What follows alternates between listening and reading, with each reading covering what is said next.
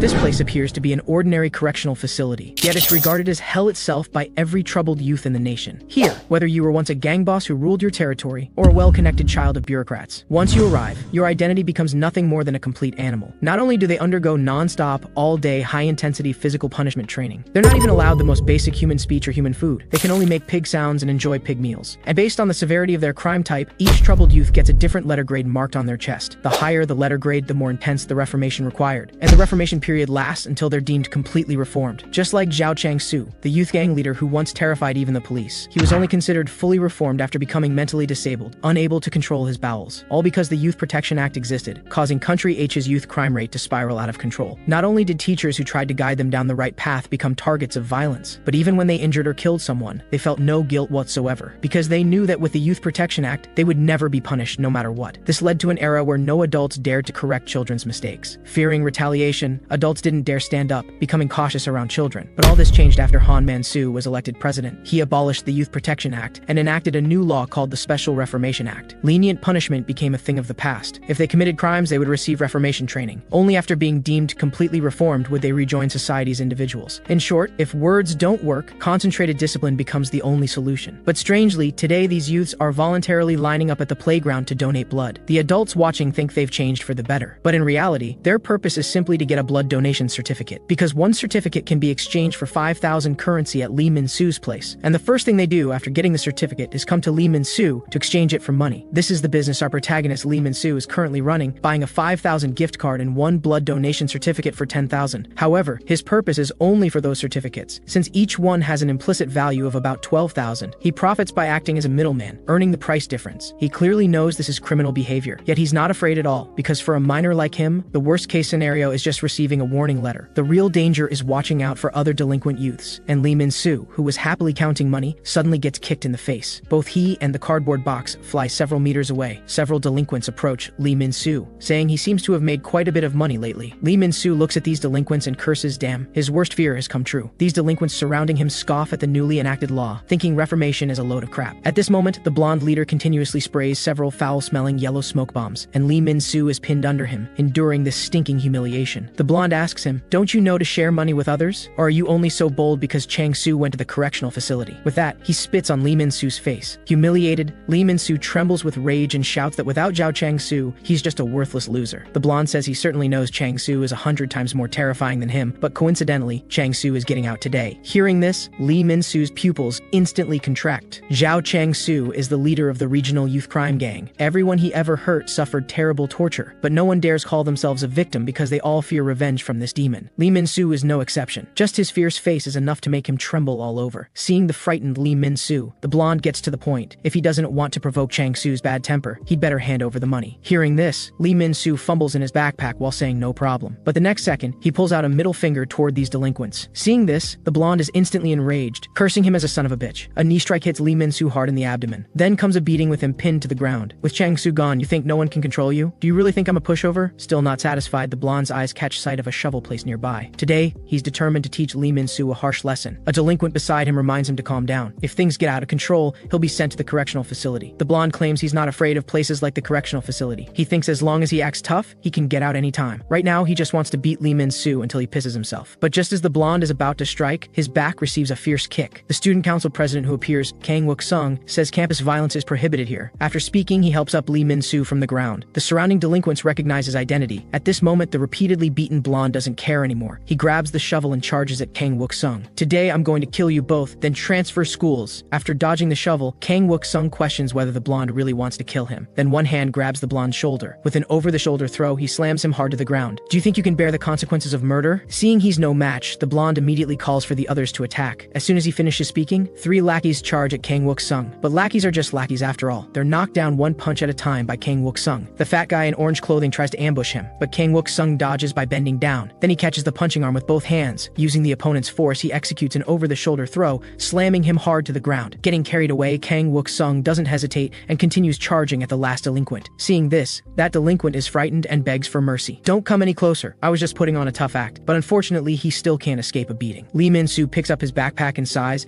asking Kang Wook-sung if he didn't say campus violence was prohibited. Facing Lee Min-soo's question, he turns to look, then smiles and says he should call him his name at times like this. Lee Min-soo walks forward with his head down, saying he's he's no longer his brother. Stop meddling. Staying by his side will only drag him into trouble. Kang Wook-sung says he's not trouble but his brother. No matter what Lee Min-soo thinks, they'll always be inseparable brothers. Lee Min-soo pauses for a moment, then says, just throw away that watch. If you're adopted by a rich family, you should replace it. Even I feel embarrassed. Kang Wook-sung scratches his head and says he doesn't care. Besides, the watch on his hand needs replacing more. Walking home, Lee Min-soo can't stop thinking about Kang Wook-sung's actions. If today's incident prevents Kang Wook-sung from getting into university, that would be bad. Kang Wook-sung is both student council president and a guaranteed admission student to medical school. His original name was Lee Hyun-soo. He's Lee Min-soo's blood-related older brother. Years ago, he was adopted by a wealthy family, while Lee Min-soo remained at the welfare orphanage. So he thinks his brother shouldn't be involved with him anymore. He should walk his own path, while Lee Min-soo will find his own way to survive. And inside this abandoned clothing donation box is his path to survival. Stored here is all the money he saved during this time, 3.4 million. He still needs 6.6 million to reach his 10 million goal. So he's considering whether to go to other schools for blood donation certificates, since his school's next blood drive isn't for 3 months. As for why he's so obsessed with making money this way, it goes back to when he left the orphanage 2 years ago. Back then, although the government gave him 5 million as assistance, with that money he couldn't even afford a bathroom. And as an underage orphan, it was hard to get hired for work. So even though he knows it's a crime, this is the only way to make money quickly. Just as Lee Min-soo stores the money, he hears a whoa sound. The blonde has somehow appeared behind him. He grabs Lee Min-soo's shoulder and says, "Want me to tell you something interesting? If you're caught, money earned through crime will be confiscated by the government." After saying this, he starts laughing loudly in Lee Min-soo's ear. Lee Min-soo demands to know what he wants, and the blonde tells him he said he would make him piss his pants every time he saw him. Meanwhile, in the noisy classroom where Kang Wook-sung is, the teacher suddenly arrives and tells them to quiet down. He has an announcement to make. Zhao Chang-soo, who went to the correctional facility, has returned. He believes Chang-soo has truly reflected on his behavior and asks the classmates to help him readjust to campus life. After hearing this, the classmates start discussing. Some say, if Chang-soo hears this, the teacher will get beaten. Others say the correctional facility isn't anything special since he got out in 4 weeks. But the next moment scene leaves them stunned. The youth gang leader they remember, the man who did every evil, has now become someone in a wheelchair with a vacant expression, shouting like an idiot that he needs to pee. Right in front of the entire class, a warm stream sprays from his crotch. Only then do the classmates realize this new Special Reformation Act is no longer child's play. Meanwhile, at the welfare orphanage, police pull up caution tape at an alley entrance, surrounded by crowds. A murder case has occurred here. The driver tells Kang Wook-sung they might be late for today's academy party because there seems to be an accident ahead causing traffic congestion. Kang Wook-sung says that place is the orphanage where he used to live. Nothing should happen there. But then he seems to see something. He immediately opens the car door in panic. The watch lying on the ground is his brother Lee Min-soo's. At this moment, a bad sense of crisis surges in his heart. He quickly pushes through the crowd and rushes forward, but the scene before him makes his pupils dilate instantly. Lee Min-soo has now been arrested by police and handcuffed, and according to Article 243 of the Special Reformation Act, he will be sent to the Reformation Correctional Facility for concentrated management. In the juvenile simplified court at the Reformation Correctional Facility, the judge furiously scolds Lee Min-soo as hopeless, showing no sign of reflection. "Don't forget, you're sitting there because of murder charges." Lee Min-soo keeps his head down and insists he didn't kill anyone, but the judge completely ignores him, only taking out a brick with his fingerprints and bloodstains, along with all the crimes he's committed so far. If people killed others because of bullying, stealing money, or disliking someone, there would be countless corpses in this world. The reason he commits crimes is because he can't trust adults. He should learn to ask adults for help. Therefore, under Article 28 of the Reformation Act, a reform detention order is issued. He will go to the correctional facility with this busload of criminal youths. The instructors on the bus, smiling broadly, tell them to quiet down. They're close to their destination. Soon, the bus reaches its destination. These youths have no sense of crisis. Instead, they complain about how they'll sleep in this rundown environment. But as the bus goes deeper, they spot a group of girls with amazing figures. Their hearts immediately begin to flutter. They even start competing to pick from among these girls. The instructor quickly tells them to calm down. This is the girls' Youth Reformation Center. Our building is on the other side. At this moment, Lee Min-soo leans against the window in silence, still recalling the judge's words about trusting adults. But even though he's telling the truth, no one believes him. How can he trust adults? Soon, the bus arrives at the boys' Youth Reformation Center. Initially, these delinquent youths are still very arrogant toward the instructors here, but the next scene leaves their mouths gaping. A group of tattooed, muscular youths are running while crying bitterly, and while running, they're making various animal sounds. This makes the newly arrived, clueless delinquents burst into laughter. At this moment, an instructor seems to notice something. He immediately shouts loudly, "All members, stop exercising!"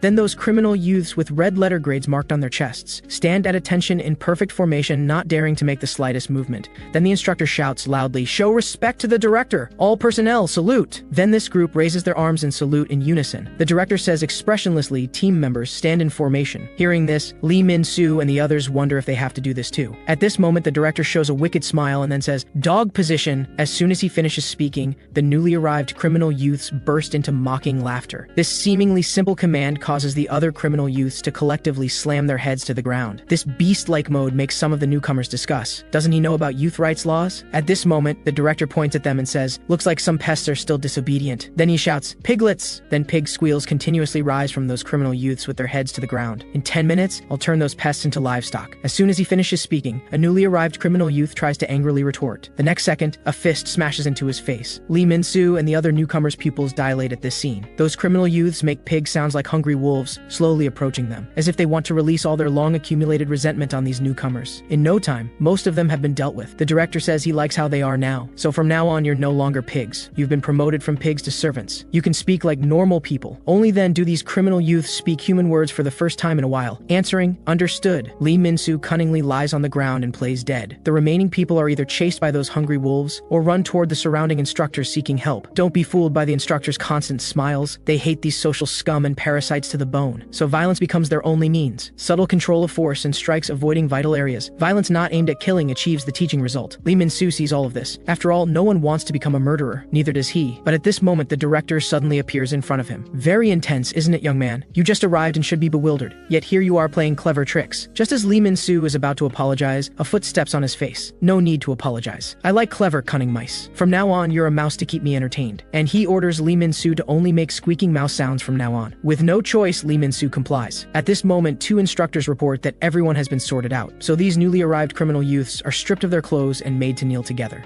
And what comes next is their evaluation phase. On the other side, Kang Wook-sung finds Chang-soo's home. He knocks for a long time but gets no response. So he takes out scissors, planning to pick the lock this way. Soon, the door is easily opened by him. He's mastered this lock-picking skill since childhood. When he was young, he and his brother Lee Min-soo often broke into empty houses. Min-soo stood guard in the hallway while he stole anything valuable from inside. In just 5 minutes, they could steal all the valuables from a house. They repeated this burglary behavior for several years until they were caught by police and sent to the orphanage. Only then did this life stop. Since then, Kang Wook-sung never thought he'd do it again. But today, his purpose isn't burglary but to find his brother's whereabouts. And Chang-soo, lying on the bed with his hands tied, is currently the person who knows where the correctional facility is located. Chang-soo lies on the bed crying, saying he's pooped himself again. Looking at this mentally disabled youth before him, Kang Wook-sung can't help wondering what kind of reformation facility could turn him into this. They say you fell from a height and hit your head, but you have no injuries or fractures. I'm afraid there's another reason for your current state, right? But Chang-soo now can't understand his questions at all. He just keeps shouting that he needs to poop. Seeing this, Kang Wook-sung slaps his head. For you, it was only 4 weeks, but I don't know when my brother will get out. So hurry up and answer my questions. Kang Wook-sung is extremely anxious now, because the evil Chang-soo became like this in just 4 weeks. He doesn't dare imagine what condition his brother will be in when he gets out. But Chang-soo is now just a mentally disabled fool. He won't give any response at all, only feeling pain and repeatedly saying he was wrong. Stop hitting him. Kang Wook-sung realizes this guy really has become mentally disabled. Continuing to question him is just wasting time. But at this moment, he suddenly discovers something on Chang-soo. This discovery is a letter grade marked on Chang-soo's chest. And this marking is the letter that every criminal youth gets marked with after entering the correctional facility. The director gives this evaluation based on the severity of each youth's case. The director scans the group and finds this batch is just boring minor characters. But suddenly he discovers someone different. That's Lee Min-soo. He excitedly stands up and shouts, I knew my eyes wouldn't deceive me. Congratulations, Mouse Lee Min-soo. You're more violent than you look. I didn't expect the only grade A in this batch to be you. During your training period, you'll have a particularly pleasant time.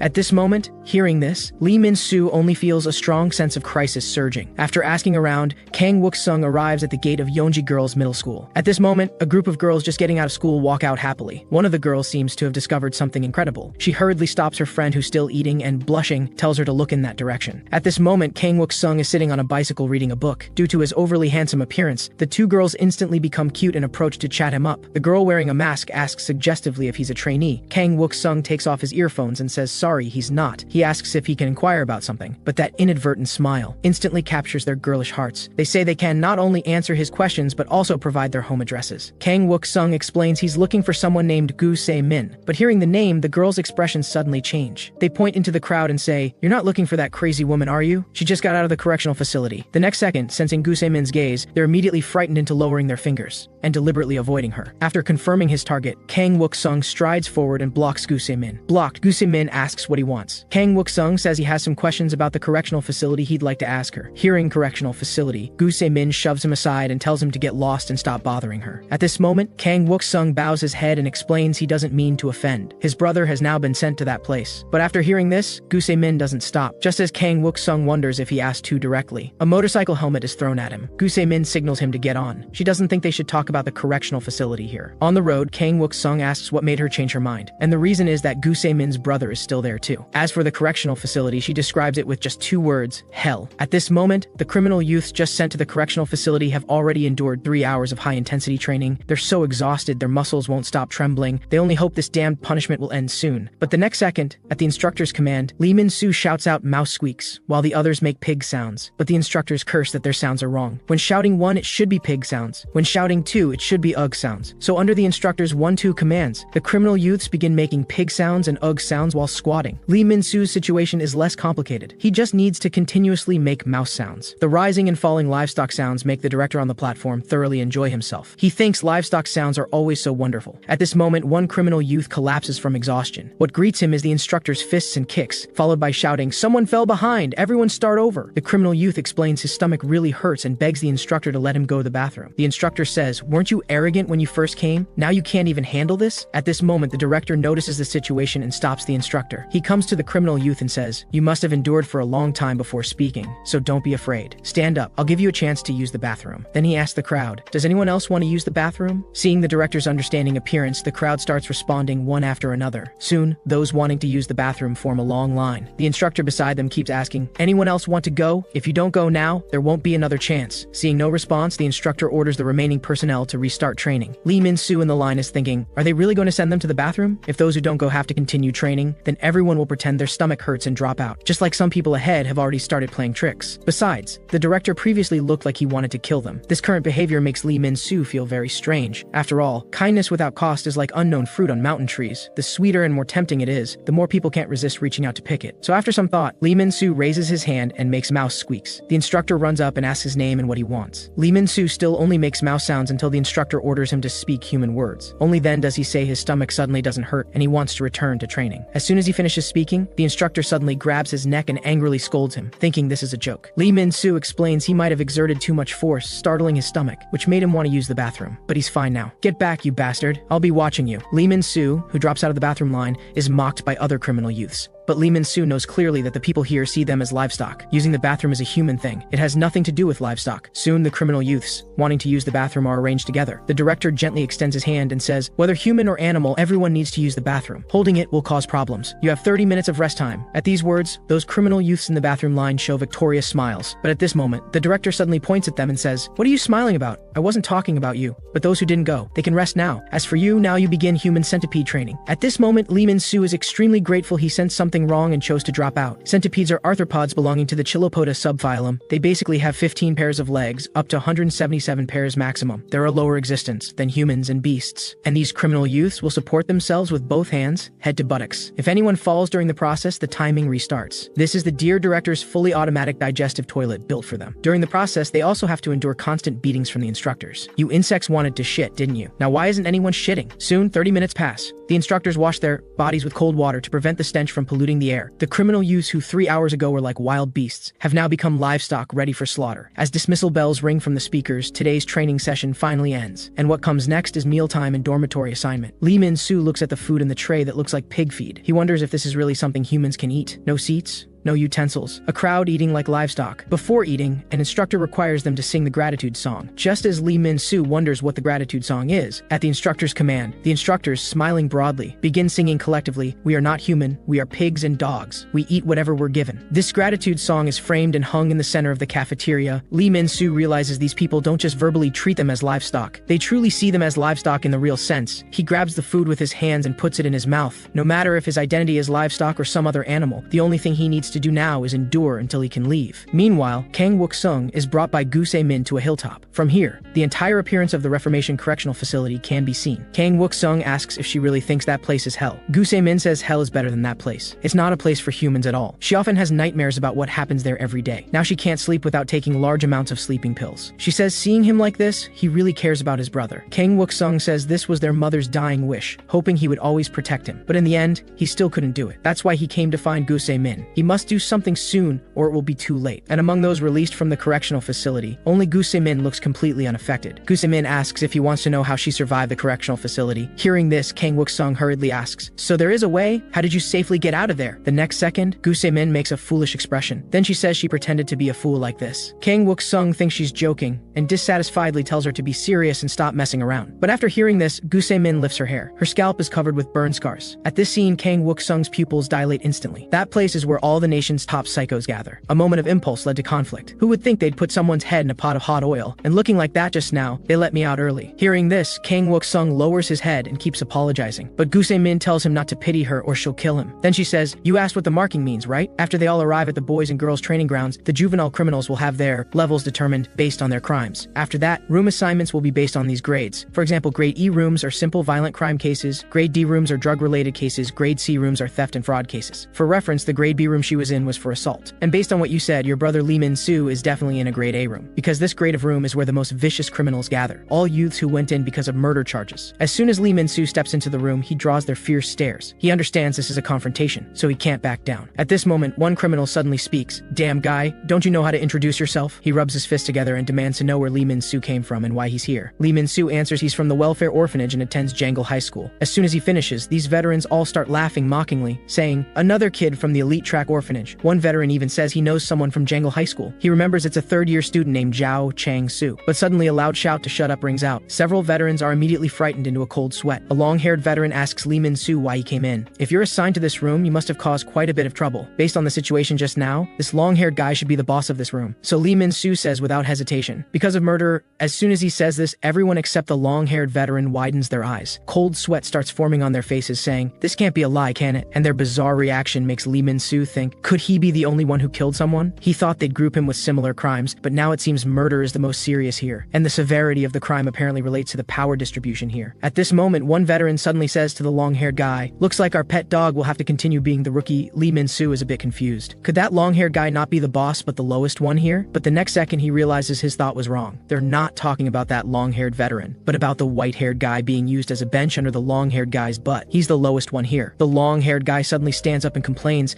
"Sitting like this is really uncomfortable." After hearing this, the white-haired guy who just spoke human words to apologize gets beaten by a veteran, accusing him of speaking human words again. Helplessly, the white-haired guy can only make mouse-like squeaks. This scene is exactly the same as Lee Min-soo's previous experience. The weak are bullied whether outside or inside. So at this moment, Lee Min-soo secretly makes up his mind. If they think they can order him around, he'd rather accept being treated as a murderer. At 7 in the evening, it's their reflection time. The criminal kids at the correctional facility must write 10 self-reflection essays every day, but Lee Min-soo doesn't know what to write. After all, that blonde who bullied him wasn't killed by him. Suddenly, a wad of paper lands on Lee Min-soo's desk. Two veterans are using the reflection paper to play a baseball game. Lee Min-soo curiously asks if they're not writing reflection essays. That veteran says, "Why bother with that crap? Our pet dog will write them all for us anyway." And he tells Lee Min-soo not to write either. Just give it all to the pet dog. But at this moment, the white-haired guy clutches his crotch and makes 2 barking sounds. Only after getting the veteran's permission does he speak human words to say he needs to use the bathroom. The 2 veterans don't make it difficult. They agree to this request. But just as the white-haired guy is about to relieve himself, one veteran kicks him in the butt. He says the white-haired guy is just a dog now, not a person, so he should pee like a dog. Under the supervision of the 2 veterans, the white-haired guy has no choice but to comply. 8 in the evening is shower time. Everyone has 3 minutes to shower using only soap and water, and what Lee Min-soo can't stand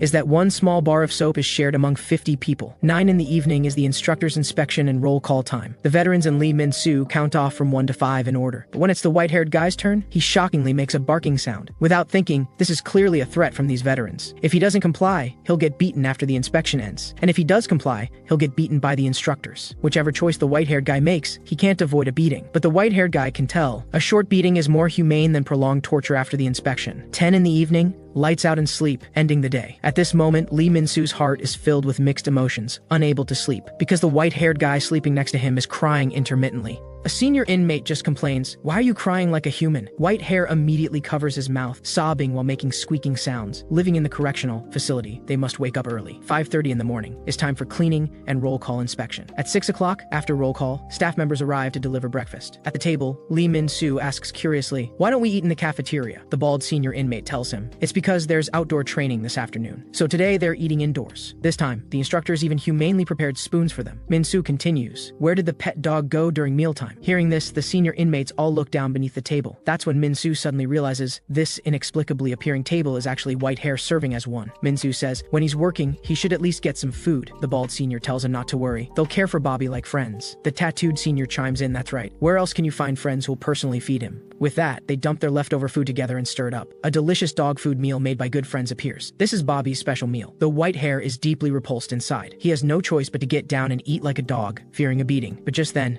Min-soo kicks over the table with a shout, "Don't eat that!" The senior inmates are left puzzled by the scene. Min-soo asks White Hair, "Are you really treating yourself like a dog, Moon-hyun-jun?" But instead, White Hair shows no sign of hope or gratitude, only sheer terror on his face. This all comes from the long-haired senior Gu Se-hyun. He warns Min-soo, this place has its own hierarchy system and rules. You came late, so you must follow these rules. If you don't like it, fight to become the leader. But before that, you need to defeat White Hair Bobby first to earn that right. Because once the challenge is issued, White Hair's rank is above Min-soo's. If Min-soo loses, he'll become the new pet dog in this room. Min-soo curses, this damn hierarchy game is so childish, but what he doesn't realize is that White Hair Moon-hyun-jun is staring at him like a hungry wolf. Just as Min-soo says they should stop this, White Hair's fist already crashes into his face. He knows today might be his only chance to escape the pet dog status, so he can't miss it. Seeing the fight, the senior inmates start shouting, "Good job, Bobby! This is your chance to shed your rookie status." They also taunt Min-soo, "Why aren't you fighting back? Do you want to become the new pet dog?" Min-soo knows that losing this fight means falling to the very bottom, but White Hair beating him while wiping away tears truly puzzles Min-soo. Meanwhile, Kang Wook-sung arrives at the welfare orphanage. The director says he's enlisting tomorrow. Has he taken everything he needs? Wook-sung, holding a penguin doll, says everything's packed. "These are treasures to me and Min-soo," the director says. Those two brothers were the biggest troublemakers in the orphanage, especially Wook-sung, always fighting other kids. The children were so scared they didn't dare come near the orphanage. Wook-sung explains that she misunderstood. "Though I did fight with the kids often, they weren't afraid of me. They feared Min-soo. He's the real terrifying madman. Once he snaps, no one can stop him." Right now, White Hair cries "I'm sorry" while his fists and feet show no mercy. He has only one goal in mind. He no longer wants to be Bobby like before. Min-soo gets beaten down, holding his head with both hands on the ground. The bald senior, who was previously afraid after hearing Min-soo was a murderer, now shows his true colors, seemingly convinced Min-soo has already become Bobby. Not satisfied with just beating him, he taunts verbally, "This is why your parents abandoned you, you trash loser, new Bobby." But the moment he finishes speaking, his head receives a violent punch. As if a keyword was triggered, Min-soo completely transforms. With just one punch, he knocks the bald senior unconscious. This scene leaves everyone else stunned, especially White Hair Moon-hyun-jun, who stands frozen in place. Just as Wook-sung said, he's the one who's truly terrifying. And when enraged, Min-soo has only one thought in mind, to turn everyone here into Bobby. "I told you, you will all become the new Bobby." But then a senior kicks him in the back. 3 seniors have now teamed up. "Turn us all into Bobby? Are you insane? Don't act tough. This is greater room. This place is full of people who think they're tough. We've been lenient with you because you're an abandoned orphan." But before he can finish, a plunger gets shoved into his mouth. Now, because the keyword was triggered again, Min-soo becomes even more furious, roaring, "Shut up!" Then he punches the senior's face, breaking the plunger into 2 pieces. Seeing this, the other 2 seniors can't sit still anymore and rush forward. One even threatens to kill him. But the next moment scene freezes them in place. Min-soo holds the broken plunger like a weapon, his eyes like a madman's as he points it at them. "Kill me. Have you ever killed anyone before?" Meanwhile, at a golf course, Councilman Kang casually swings his club and his subordinates immediately applaud, kissing up to him. Wook-sung kneels nearby. The councilman asks him how he got that thing. Wook-sung says that although it's early, he's ready to enlist. The priority is solving youth problems. It'll benefit your political career. Hearing this, Councilman Kang chuckles. "The guy thinking of me lost his medical school admission." "Explain it clearly, Wook-sung. Is it because of that brother of yours in the correctional facility? But even if you enlist now, there's no guarantee you'll be assigned to the youth correctional facility." Hearing this, Wook-sung says, "That's exactly why I'm here asking for your help. If anyone can make it happen, it's you, father." But the councilman responds, "Why should I clean up your brother's mess?" Just as Wook-sung thinks his father ultimately won't help, the councilman changes his tone. "If you perform well in the future and help me become president, why not? Come on. Help your dad become president." At this moment, Min-soo, like a hungry wolf, roars at the seniors, "You bunch of bobbies, are you ready for punishment?" But the next second, the senior who was knocked down suddenly gets up and tightly restrains Min-soo with both hands. Then the bald senior doesn't hesitate to punch Min-soo in the head. After one punch, Min-soo instantly goes silent. The senior worries he might be dead, so the 2 who struck him start shifting blame. But this is all Min-soo's act. He suddenly exerts force,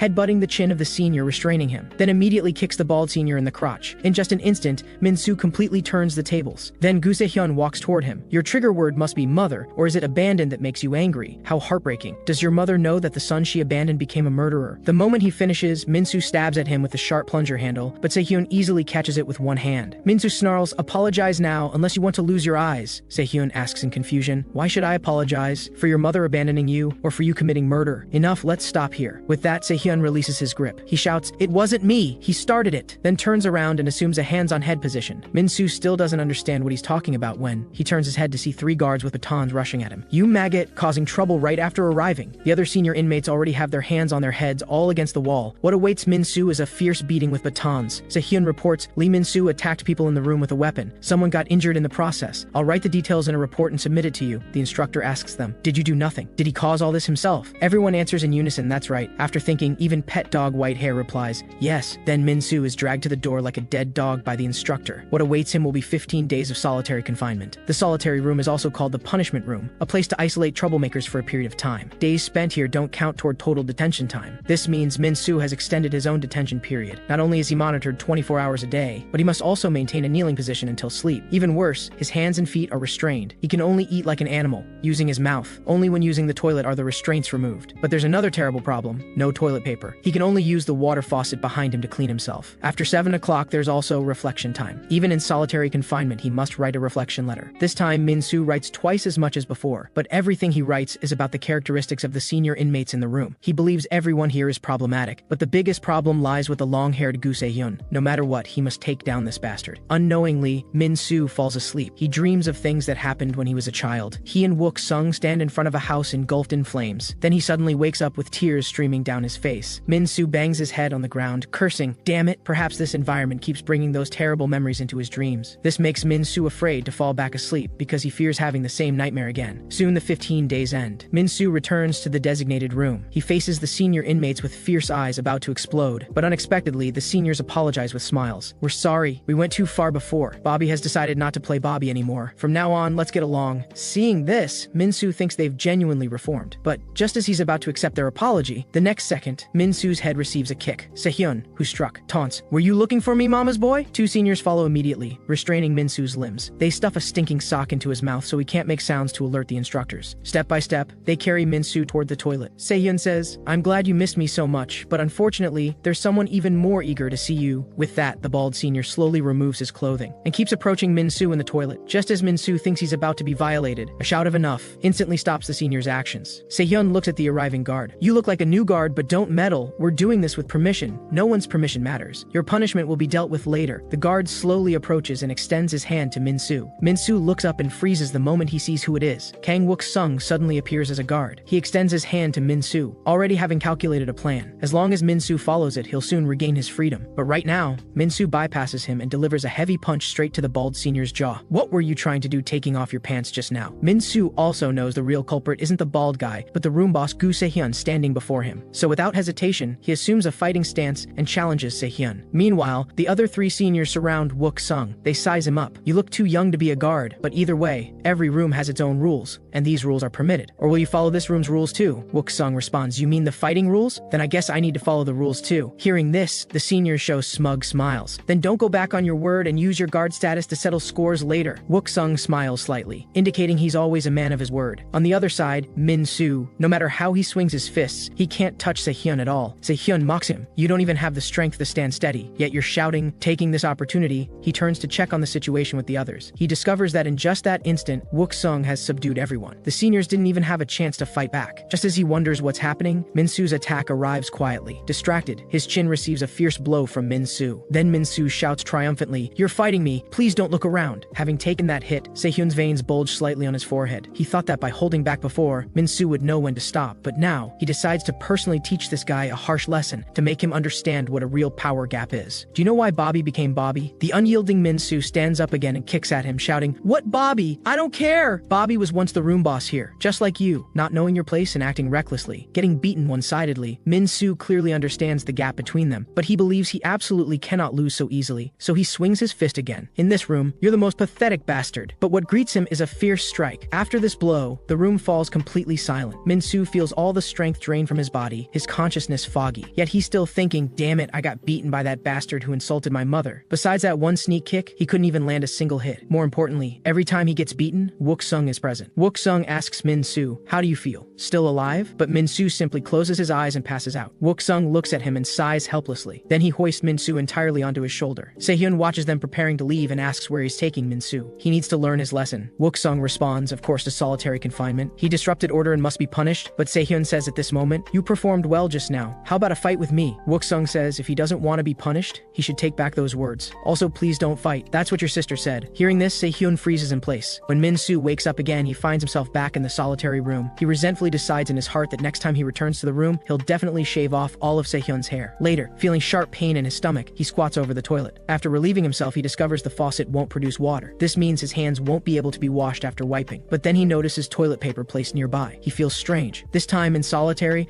not only is there toilet paper available, but his hands and feet aren't even restrained. That's when he realizes he seems to have forgotten something important. Suddenly thinking of something, he punches the iron door and shouts at the guard outside, "How did you end up here? Are you insane? Why come to this place instead of going to medical school? Since you have a stepfather, just live happily. Why play hero to save me? Get the hell out of here now. Don't worry about this murderer anymore. Why ruin your own life for a killer?" Wook-sung calmly responds, "No matter who says you're a murderer, I believe you didn't kill anyone, Min-soo. Because you're my brother." Then Wook-sung explains his entire plan. Min-soo just needs to follow what he says, and he can leave here early, as long as he doesn't keep getting thrown into solitary like an idiot. Min-soo says all of this is fine, but before that, he has one request. He wants to fight that long-haired bastard again. Wook-sung asks him, "Knowing you'll lose, why fight him again?" Min-soo explains because that guy insulted mother. The moment he finishes, Wook-sung falls silent. Then he says, "I can tolerate everything else, but not someone who insults mother. So for this duel, I'll teach you how to win. But if you lose again to that person who insulted mother, I'll kill you myself." When the 15 days of solitary confinement end, Min-soo faces the vicious seniors surrounding him, and actually volunteers to be Bobby,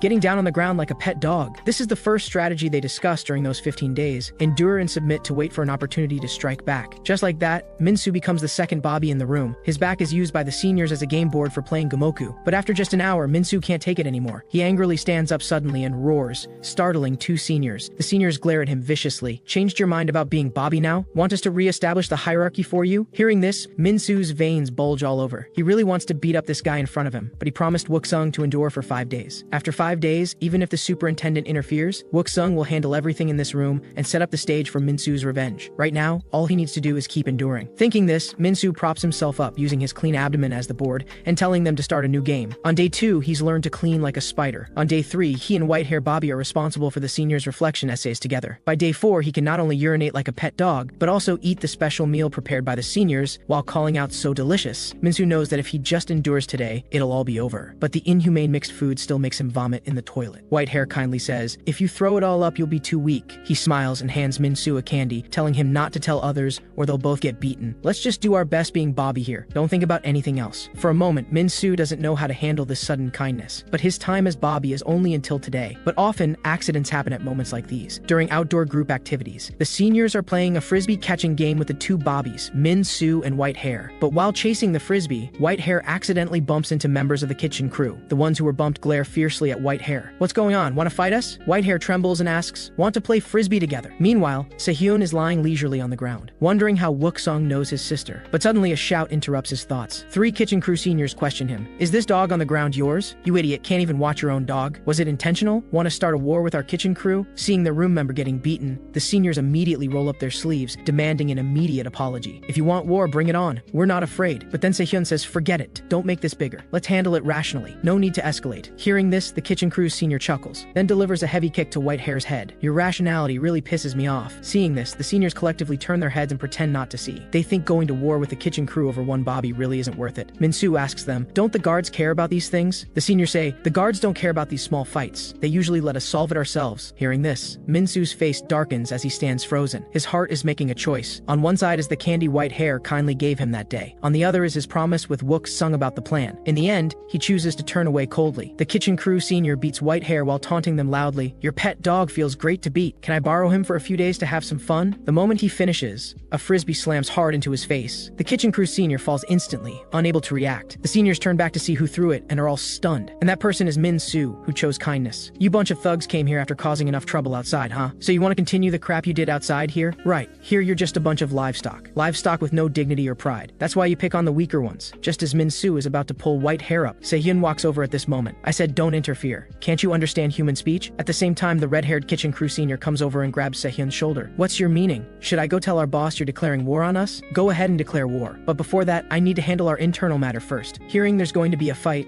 the delinquent youths immediately surround them to watch the show. Min-soo knows he's messed up the first promise, but he'll keep the other one. Seo-hyun ties up his hair and asks Min-soo, "Want another beating?" Min-soo fearlessly responds, "How about a bet? Whoever wins becomes the room boss." At this moment, Wook-sung in the classroom has already handled everything. The kids in the correctional facility are all minors, so they're scheduled for basic classes at specific times each week. During class time, all authority belongs to the classroom supervisor. In short, during basic classes, whatever happens is entirely up to the supervisor. Wook-sung obtained the opportunity to become supervisor during this period, and today, Min-soo will defeat Seo-hyun to become the new room boss. In his plan, their duel will take place in a small area formed by several desks. Wook-sung checks his watch, puzzled. The time has come. Why haven't the main characters arrived yet? Then commotion outside catches his attention. He looks closely and discovers the duel between the two has already begun. Seeing this scene, Wook-sung sighs helplessly. Then he steps onto the windowsill and shouts down, "Min-soo, you're such a bastard!" Though during the 15 days in solitary, Wook-sung repeatedly taught Min-soo the same combo technique every day. First step, hook. Second step, liver punch. Third step, uppercut. Fourth step, mid-level kick. Front kick plus roundhouse kick. Then follow with a leg sweep. Finish with a straight punch. But Wook-sung knows this alone isn't enough to defeat Seo-hyun, though Seo-hyun has such strength without training. In Wook-sung's view, his techniques are flashy but lacking substance, with no coherent flow between moves. As long as Min-soo masters this combo technique in 15 days, and fights in the special battlefield classroom he arranged, with many corners to trap him, using the environment to force him into a corner. Once Min-soo achieves this, his combo will definitely hit Seo-hyun and defeat him. But now Min-soo has completely disrupted the entire plan. Wook-sung rushes downstairs at this moment, thinking his brother is as disobedient as always. When he arrives,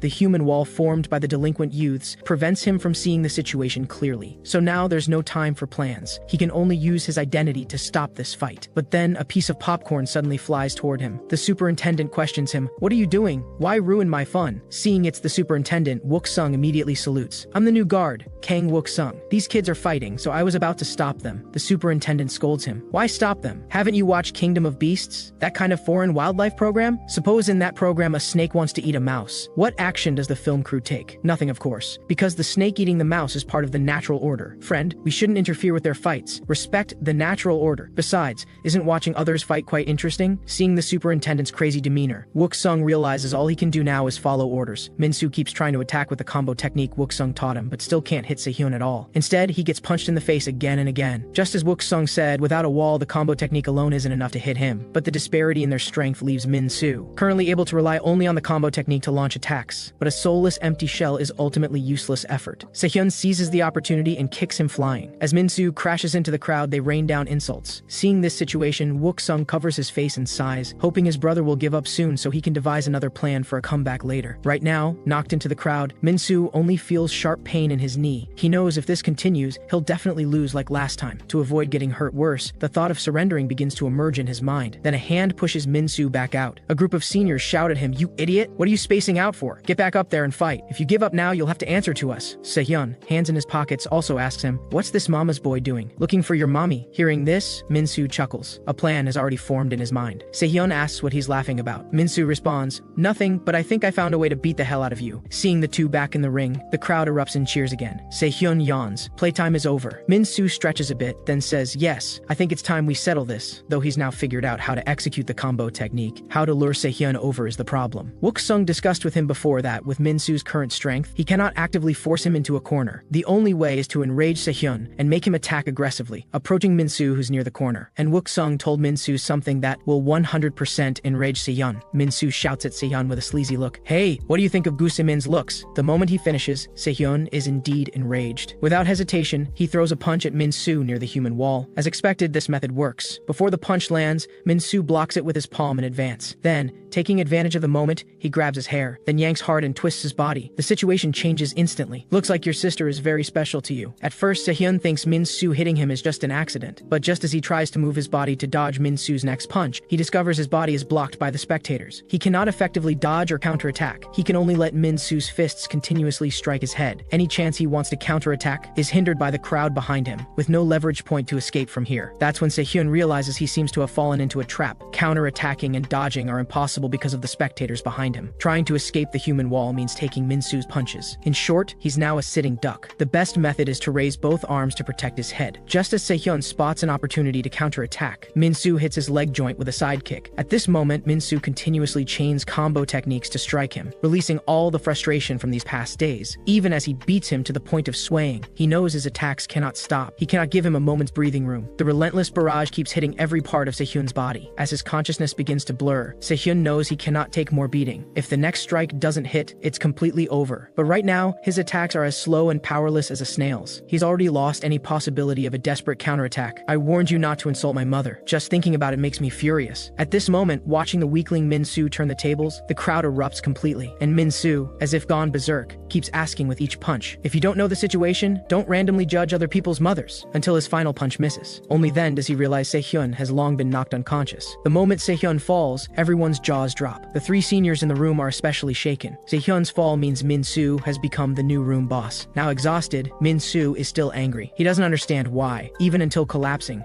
Sehyun wouldn't apologize for insulting his mother. But suddenly, the watching delinquent youths collectively move, clearing a path. The superintendent leads a group of guards toward him. I thought you couldn't win. Didn't expect you actually did. Looks like the animal kingdom is quite interesting. The mouse actually beat the snake. Just as the panting Min-soo still doesn't understand what he's saying, the superintendent suddenly leans close to his ear. A mouse is indeed a mouse. Even when fighting, so good at playing tricks. Hearing this, Min-soo only dares to respond with squeaking sounds. At this moment, Wook-sung picks up Sehyun and asks the superintendent what to do. The superintendent says, just throw him in solitary or something. Hearing the order, Wook-sung decisively begins to act. Passing by Min-soo, he complains, this kid is so disobedient. Who does he take after? Min-soo responds with a smile. Maybe he takes after his brother. Though the plan had an accident, fortunately it's completed without real danger. Now it's time to enter phase 2 of the plan. A day later, in an art studio, Gu Se-min asks, so my brother ended up in solitary? Wook-sung says apologetically, I'm sorry things got out of control. This wasn't part of the plan. But Se-min tells him not to move, because right now, Wook-sung is serving as her human model for painting. Wook-sung asks how much longer. This pose is too hard to maintain. Se-min says she's finished. Maybe this piece will get me into art school as the top student. But when Wook-sung looks at it, his face fills with anger. What the hell does this have to do with art? And she painted me. After some chat, Se-min reminds Wook-sung that his brother might be in trouble, because Min-soo offended the kitchen crew. She was a member of the girls' section kitchen crew when she was in the facility, so they occasionally interacted with the boys' section kitchen crew. From what she remembers, the boys' section kitchen crew is a very tight-knit group. If you offend one of them, they'll keep coming after you one by one to cause trouble. And there's one person who needs special attention. Kitchen crew boss Jang Do-bo. At this moment, Min-soo, who's gone up for food, happens to encounter him. He pours side dishes onto Min-soo's plate, saying, give him a little more, but soon the liquid from the side dishes fills the entire tray. Min-soo says with dissatisfaction, this is a bit too much, but Jang Do-bo responds, that's normal. After all, you offended our kitchen crew. Now, facing kitchen crew leader Jang Do-bo's provocative retaliation, Lee Min-soo chooses to play dumb. He points at himself, looking utterly confused, asking if Jang is really sure it's him. Hearing this, an embarrassed Jang Do-bo asks if he's Lee Min-soo. Min-soo admits that's his name, but suggests it could be someone else with the same name. After all, it's a pretty common name. Realizing he might have made a mistake, Jang Do-bo turns and tells his underlings to verify before reporting back. But his lackey points at Min-soo and shouts that it's definitely him. But Min-soo has already bolted out of the cafeteria. As he runs, he congratulates himself for being clever enough to dodge a bullet. Meanwhile, a summit meeting of Country H's top leaders is taking place. 3 representatives from different political parties meet with President Han Man-soo. They're meant to set aside partisan conflicts and focus on providing practical advice for the public good. Kang Wook-sung's stepfather is one of these representatives. President Han Man-soo says to Councilman Kang, it's been a long time. We were opponents during the presidential campaign, but now, for the sake of the country, you should work well as my subordinate. With that, he slaps Councilman Kang on the butt. Camera flashes from the reporters in front capture this iconic moment. Councilman Kang freezes. This guy just slapped his butt, and right in front of the entire nation. This instantly enrages Councilman Kang. His fist slams directly into Han Man-soo's face. Unfortunately, this is only after the summit, venting his frustration on a punching bag with Han Man-soo's photo on it. After venting, he angrily says to the person behind him, your father is suffering this humiliation. What do you think about it? That person is Kang Wook-sung. Wook-sung says bringing down President Han Man-soo is easier than he imagined. All we need to do is destroy his political foundation, the Youth Rehabilitation Center, also known as the Reformation Correctional Facility. Councilman Kang says, isn't that exactly why I sent you there? How far have you gotten? Wook-sung says, based on all the terrible things I've witnessed at the facility during this time, it's clear that place is nothing like the institution the president convinced the public to support. They force kids to use violence on each other. All forms of abuse run rampant. They deliberately ignore fights between kids for their own entertainment. The truth is, that place isn't meant to reform troubled youth at all. It's a living hell built under that pretense. Hearing this, Councilman Kang claps happily.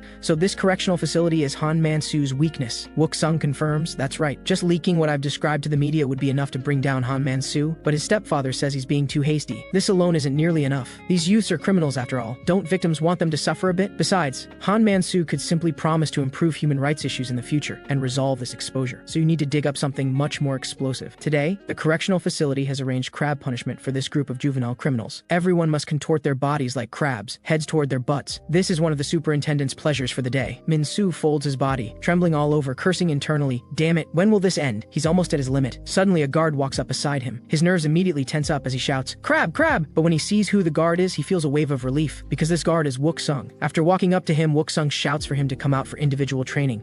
Hearing this, Min-soo is overjoyed, thinking Wook-sung is giving him special treatment. But what awaits him is a different kind of crab position training, supporting himself on his stomach with all limbs raised upward. Wook-sung apologetically explains that if he goes easy on him, it might cause resentment from others and suspicion from the superintendent. Hearing this, Min-soo accuses him of making things worse. Wook-sung says he brought him out for individual training to explain the second phase of the plan. This youth rehabilitation center uses a reward and punishment point system. Completing specific tasks they set earns you reward points, while violating rules gets points deducted. Accumulate 100 reward points, and you qualify for parole review. Conversely, the more points you lose, the further your review date gets pushed back. Your current score is -50, 2 solitary confinements, and 1 mass brawl. You've never earned even a single reward point. Min-soo asks how he can earn points. Hearing this, Wook-sung pulls out an application form. Right now, the fastest way for you to earn lots of points is to voluntarily apply to become a kitchen crew helper. But Min-soo knows he's already provoked a kitchen crew leader. Going to become their helper now would be like walking into a lion's den. So he rolls around on the ground, saying he'd rather stay here forever than go to the kitchen crew. Those people will kill me. Hearing this, Wook-sung sighs. Alright, I'll find another way besides joining the kitchen crew. An afternoon of intense training leaves Min-soo completely exhausted. But just as he's about to fall asleep, he's disturbed by buzzing sounds around him. He slaps the table hard, demanding whether that person really needs to make such annoying mouth noises. The source of the sound is the 3 senior inmates on cleaning duty. White hair has also escaped his Bobby status after Min-soo became the room boss. A senior inmate explains that making sounds helps him work more efficiently, and tells Min-soo to just sit. Cleaning will be done soon. Min-soo rests his chin on his hand, thinking this way of earning points still won't work. After all, cleaning one classroom only earns 1 point. Getting to 100 would take forever and a day. Just then, 2 guards suddenly open the classroom door, asking if he's done cleaning. Min-soo answers that it'll be done soon. Hearing this, the guard tells him to go alone to the next location because someone has applied for additional volunteer work on his behalf. Hearing this, Min-soo thinks Wook-sung has found another method for him. He happily salutes the guard, but when he arrives at the location, he can't feel happy at all because he's been assigned to the kitchen crew unit. At this moment, Min-soo feels utterly bitter inside. Didn't they agree not to assign him to the kitchen crew? Jang Do-bo once dreamed of becoming Country H's top chef. His right hand, through training, can not only skillfully wield a 3-kilogram cast iron pan, but also effortlessly toss 2 kilograms of ingredients. His left hand is specifically for delicate operations.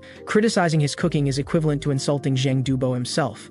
A group of juvenile delinquents coming to the cafeteria merely complain that the food tastes bad and receive his fierce glare. But Jang Do-bo knows he must hold back. After all, there's nothing he can do, because here, there's no one whose cooking skills match his own. Either they're setting pans on fire and screaming, or holding a pot of charred liquid, claiming they'll turn it into oil. Then there are pots and pots of culinary disasters. Watching these ingredients being wasted, he can only tearfully tell them to stop. Although he wants nothing more than to tear these people apart right now, they're ultimately his team members. So all Jang Do-bo can do is tolerate them absolutely. But today, Lee Min-soo is different. He offended his team. So if Min-soo's cooking skills are as terrible as everyone else's, he'll have reason to settle both old and new scores under the guise of culinary education. With this thought, he doesn't hesitate to grab an iron pot and charge at Min-soo. However, Min-soo simply cooks 2 casual home-style dishes at the prison, and the kitchen crew leader who wanted to kill him just a second ago is left completely stunned. So Jang Do-bo doesn't choose to strike. Instead, he happily lifts Min-soo up. Crying, he says, "I've finally found you. I knew this day would come." From this point on, Min-soo not only becomes the room boss, but also kitchen crew leader Jang Do-bo's treasure. Meanwhile, the kitchen crew members feasting in the storage room are troubled by this. Someone suggests provoking a fight between Jang Do-bo and Lee Min-soo, but given Jang Do-bo's current attitude, that's basically impossible. The only solution they can think of now is to add garbage to Min-soo's food, make it taste terrible, and thus change Jang Do-bo's attitude toward him. After some discussion, everyone's faces light up as they prepare to act. But at this moment, the sound of the door opening makes their pupils constrict instantly. The newcomer is guard Kang Wook-sung. With interest, he says, "I've always wondered why supplies kept disappearing. So it was you rats causing trouble. Well, you rats stole things, so you'll face the consequences." But the kitchen crew members don't seem to care about his warning. They even curse at him. What's with this guard? Doesn't he know this is kitchen crew territory? But before they finish speaking, in just 2.5 seconds, all of them are on the ground. These troublemakers who wanted to cause problems for Min-soo have been dealt with. Although Wook-sung doesn't know who arranged for Min-soo to join the kitchen crew, it seems he's adapting quite well there. Meanwhile, in the superintendent's office, 2 guards come to report. The superintendent asks happily, "So, did they fight?" But hearing they didn't fight, the superintendent's face immediately falls, because arranging Min-soo to enter the kitchen crew and having the crew members sabotage him were all his schemes. They know the superintendent's volatile temper, so they've prepared an omelet rice with care to appease him. On the other side, Jang Do-bo gathers all the kitchen crew members. He asks loudly, "Are you ready to welcome the special day that only comes once a month?" With that, he takes out a bar of soap and grates it into shreds, placing them in a pot. He adds olive oil, more than twice the amount of soap shreds, to the pot and heats it using a double boiler. Next, while sprinkling in some finely ground roller powder, he squeezes in some orange juice to supplement vitamin E. Finally, he stirs vigorously with his powerful arms to finish. A pot of thick, moisturizing, and delicious-looking liquid is complete. Jang Do-bo tells him this isn't food, it's their kitchen crew's natural hair wax. To welcome this special monthly day, we always do this. But Min-soo still doesn't understand what special day requires fixing their hair. Jang Do-bo says, "Because today is the day new supplies arrive. Today, we get to see the girls from the women's correctional facility. Every month, the cafeteria receives supply shipments, and we have to share these supplies with the women's correctional facility's kitchen crew. This is the only benefit of being in the kitchen crew. On this day, we style our hair to look mature, and we use our strong shoulders to carry cargo and show off." But Min-soo receives completely different treatment. A group of girls surrounds him, not only praising how cute and petite he is, but also proactively asking if he needs help. Seeing this from afar, Jang Do-bo is incredibly envious, thinking this guy is slacking off and even flirting with the girls. But just then, a petite girl pokes Jang Do-bo on the back. She pulls out a letter and hands it to him, reminding him to take it quickly before her leader sees. Taking the envelope, Jang Do-bo's face instantly flushes red. He reaches cloud 9, watching her make a shushing gesture as she leaves. In his mind, he's already walking down the aisle with her. He's even thought of names for 5 children. In his imagination, tears of joy stream down his face. But when he opens the envelope and reads the contents, his face instantly turns deathly pale, because this love letter isn't for him. It's meant to be passed to grade room boss Lee Min-soo. Meanwhile, Min-soo in the storage room is gasping for breath from exhaustion. He can't understand why those kitchen crew idiots are only busy helping the girls move things and forgot about their own share that needs moving. Just as he stands up to head to another location, Jang Do-bo suddenly appears behind him, demanding if he's the grade room boss. Min-soo confirms with confusion that yes, it's him. Jang Do-bo then asks if he knows what day November 22nd is. Min-soo says he doesn't really know. Jang Do-bo's face veins bulge as he says, "That's my wedding anniversary 3 years from now, and you wouldn't know who Yeji is, would you?" At this moment, Min-soo is somewhat afraid, asking what happened. But Jang Do-bo roars at him, "Yeji is the name of my 5th child. If you hadn't betrayed me, she would have been a girl with a ponytail, born into this beautiful world." With that, Jang Do-bo raises his fist and charges at Min-soo. "You bastard who stole my wife, I'll kill you." Min-soo raises both hands, saying he didn't do anything. But Jang Do-bo's fist is already coming at him. With no other choice, Min-soo can only dodge. That punch actually punches straight through an iron cart. If Min-soo hadn't dodged just now, his skull would have been cracked open. Although Min-soo still hasn't figured out the situation. Facing an enemy who wants to kill him, he doesn't hesitate to fight back. But Jang Do-bo catches his ankle and slams him hard onto the ground. Jang Do-bo wants to follow up with more punches,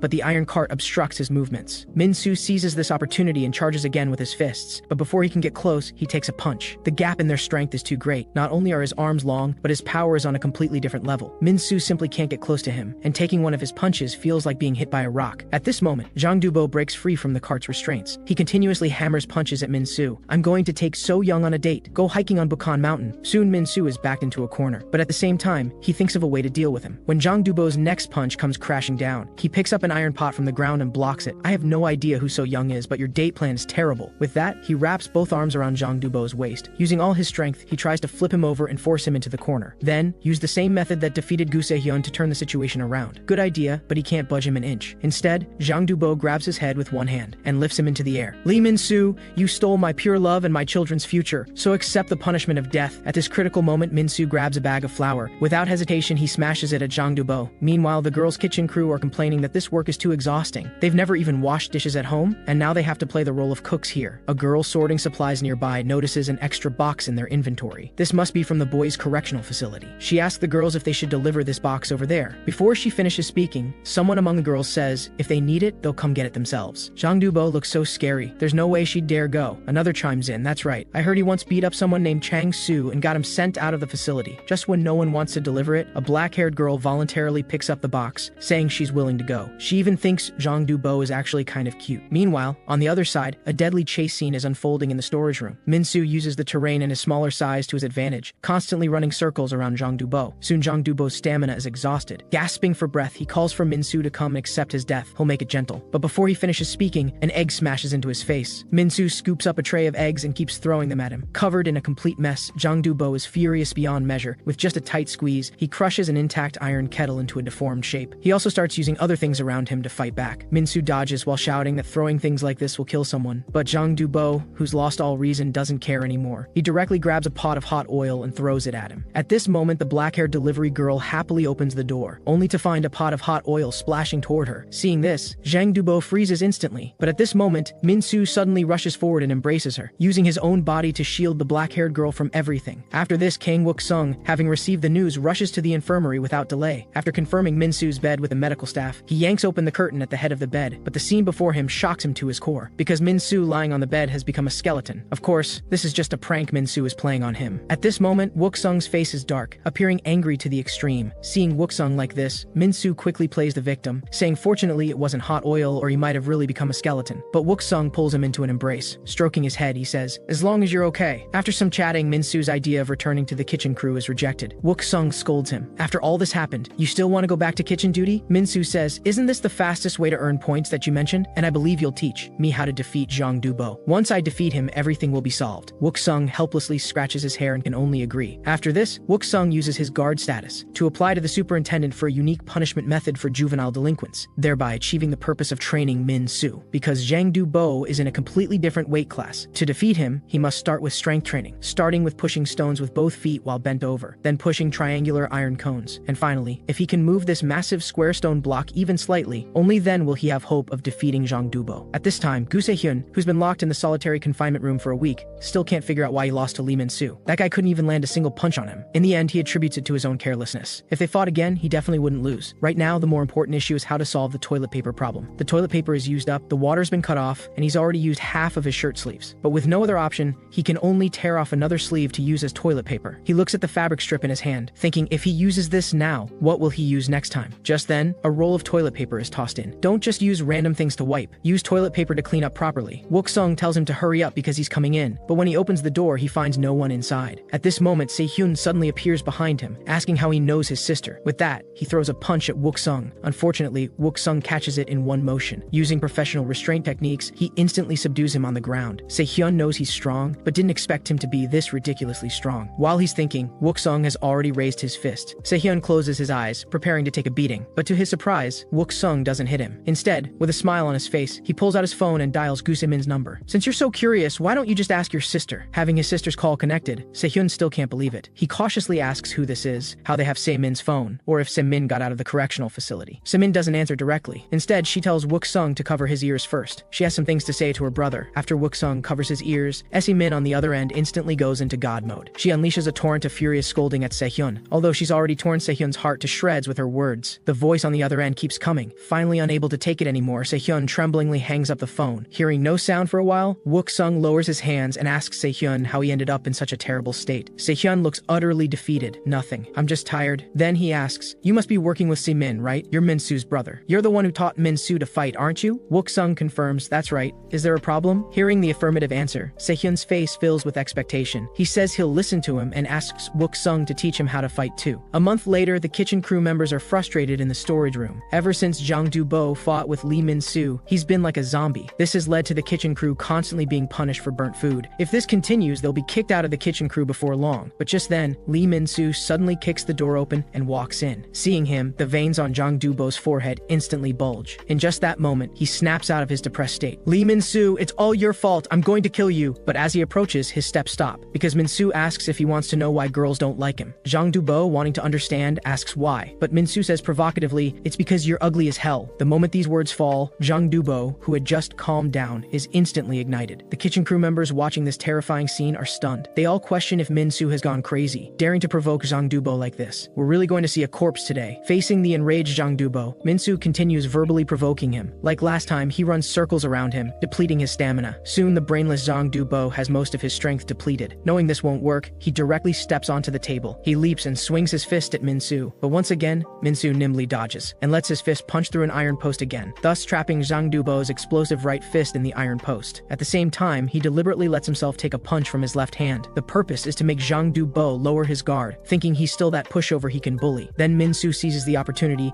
and grips Zhang Dubo's left arm tightly with both hands. I act with thought, "You idiot, you've fallen into my trap." With that, Min-soo suddenly exerts force with his legs. Using just one arm, he pushes Zhang Dubo's left arm joint up to his head. "You brainless fool, prepare to accept your punishment." Meanwhile, the superintendent sits in the cafeteria waiting for his meal. Wook-sung, dressed as a server, carries a tray. "Superintendent, as today is a special day, I'm responsible for cooking for you. This is a steamed dish made with Alaskan cod." Seeing this, the superintendent is ecstatic. He never expected to eat such a rare dish here. Next, Wook-sung also prepares a special beverage for him. The superintendent merely tastes it, as if he's drinking a fine wine. Of course, the most exciting part is this special battle before him. At this moment, with his left hand restrained, Zhang Du-bo arrogantly says, "You're finally not running away." But when his right hand breaks free from the iron post restraints and prepares to attack, he discovers that not only is his left arm restrained, but his right hand also can't be used. The main reason is that his physique and build are simply too massive. Min-soo doesn't waste words. He hammers punches into his face one after another. Taking the beating, Zhang Du-bo asks in confusion where he learned these grappling techniques. "But do you think you can defeat me with just this?" Zhang Du-bo tries to use brute force to knock Min-soo away, but Min-soo's special stance prevents him from pushing him an inch. Instead, he continues getting punched in the face. A month ago, Wook-sung had already helped him analyze the strategy and techniques for defeating Zhang Du-bo. In the previous fight, Min-soo and Se-hyun's weight classes only differed by one level. That's why Min-soo could win by forcing him into a corner. But his current opponent, Zhang Du-bo, is a full 3 weight classes above him. Using the same method to defeat him is clearly impossible. Instead, he'd have to pray not to be cornered himself, and gaining weight in a short time is also unrealistic. For example, if these massive stones represent Zhang Du-bo, how do you move or topple him? The answer lies in the lever principle. In fact, human limb movement is also based on the lever principle. If Min-soo can become the lever that moves this stone, then he can also push Zhang Du-bo. At this moment, rage burns in Zhang Du-bo's heart. No matter how much force he exerts, this bastard in front of him doesn't budge an inch, making him take a one-sided beating the whole time. Watching from the window, Wook-sung asks the superintendent if this show is exciting. The superintendent says it's somewhat interesting, but the direction of this play is too predictable. Looking at Zhang Du-bo's expression, he doesn't look hurt at all. Those skinny little hands can't possibly beat such a big guy, and Min-soo already looks tired. In the end, the weight class difference can't be ignored. Wook-sung says, "How about we make a bet? I bet the kid named Lee Min-soo will win." Hearing this, the superintendent's interest is immediately piqued. A bet sounds good. You really do like making these uncertain wagers, but Wook-sung understands that saying facial attacks are useless just because of weight difference is simply absurd. Speaking from the basic boxing stance perspective, it's designed specifically to protect the face and head, because the most vulnerable parts of the human body are the face and head, where many vital points are concentrated, and the most critical among them is the jaw. Attacking the jaw shakes the brain and inner ear, causing the opponent to temporarily lose balance. In amateur fighting, weight class is important, but ultimately, professional technique is the key to victory. At this moment, the dazed Zhang Du-bo seems to see So Young waving goodbye to him as Min-soo delivers his final strike to the face. His dream wife So Young and 5 children all vanish. The kitchen crew members watching Zhang Du-bo fall are completely incredulous. The superintendent also shouts in amazement, "How did you know that little brat would win?" Wook-sung calmly says, "Just intuition." Hearing this, the superintendent leaves somewhat displeased. "Your intuition is quite interesting, but you'd better start thinking now about what you want as your prize for the bet." At this moment, Min-soo, having defeated his opponent, gasps heavily, thinking it's finally over. But then he notices the love letter that fell from Zhang Du-bo's pocket on the ground. Opening it, he discovers it's for the grade A room boss, meaning this love letter isn't for Lee Min-soo, but for Gu Se-hyun. According to the kitchen crew members, Zhang Du-bo thought the love letter was for him, Lee Min-soo, which is why he wanted to kill him so badly. Learning this, Min-soo can't even complain. So all the suffering he endured during this time to defeat him, it was all because Zhang Du-bo got the wrong recipient? Thinking of this, Min-soo wants to throw a few more punches, but the kitchen crew members hold him back tightly, telling him to calm down. Meanwhile, in a special restricted area, several special inmates are playing poker. They complain that the selection of the next candidate has run into trouble again. First Gu Se-hyun, then Zhang Du-bo. Is this guy called Lee Min-soo really that strong? Zhang Du-bo is the strongest in the entire Gangyo district. Now that 2 candidates are gone, we can only use the backup plan. One is the famous Black Clothes Gang leader from Daeyeondong district, construction supervisor Lee Kang-min. The other is maintenance team member Ha Sung-chul. But as soon as this list comes out, someone questions it. I can understand Lee Kang-min being on the list, but why is Ha Sung-chul a candidate? He's not even a leader. At this point, seeing that the yellow-haired Jisoo hasn't said anything, someone asks why he doesn't choose one. Jisoo says he wasn't planning to get involved this time, but hearing them talk, he's actually interested now. Then, I nominate Lee Min-soo as a candidate, and this yellow-haired guy is none other than Lim Jisoo,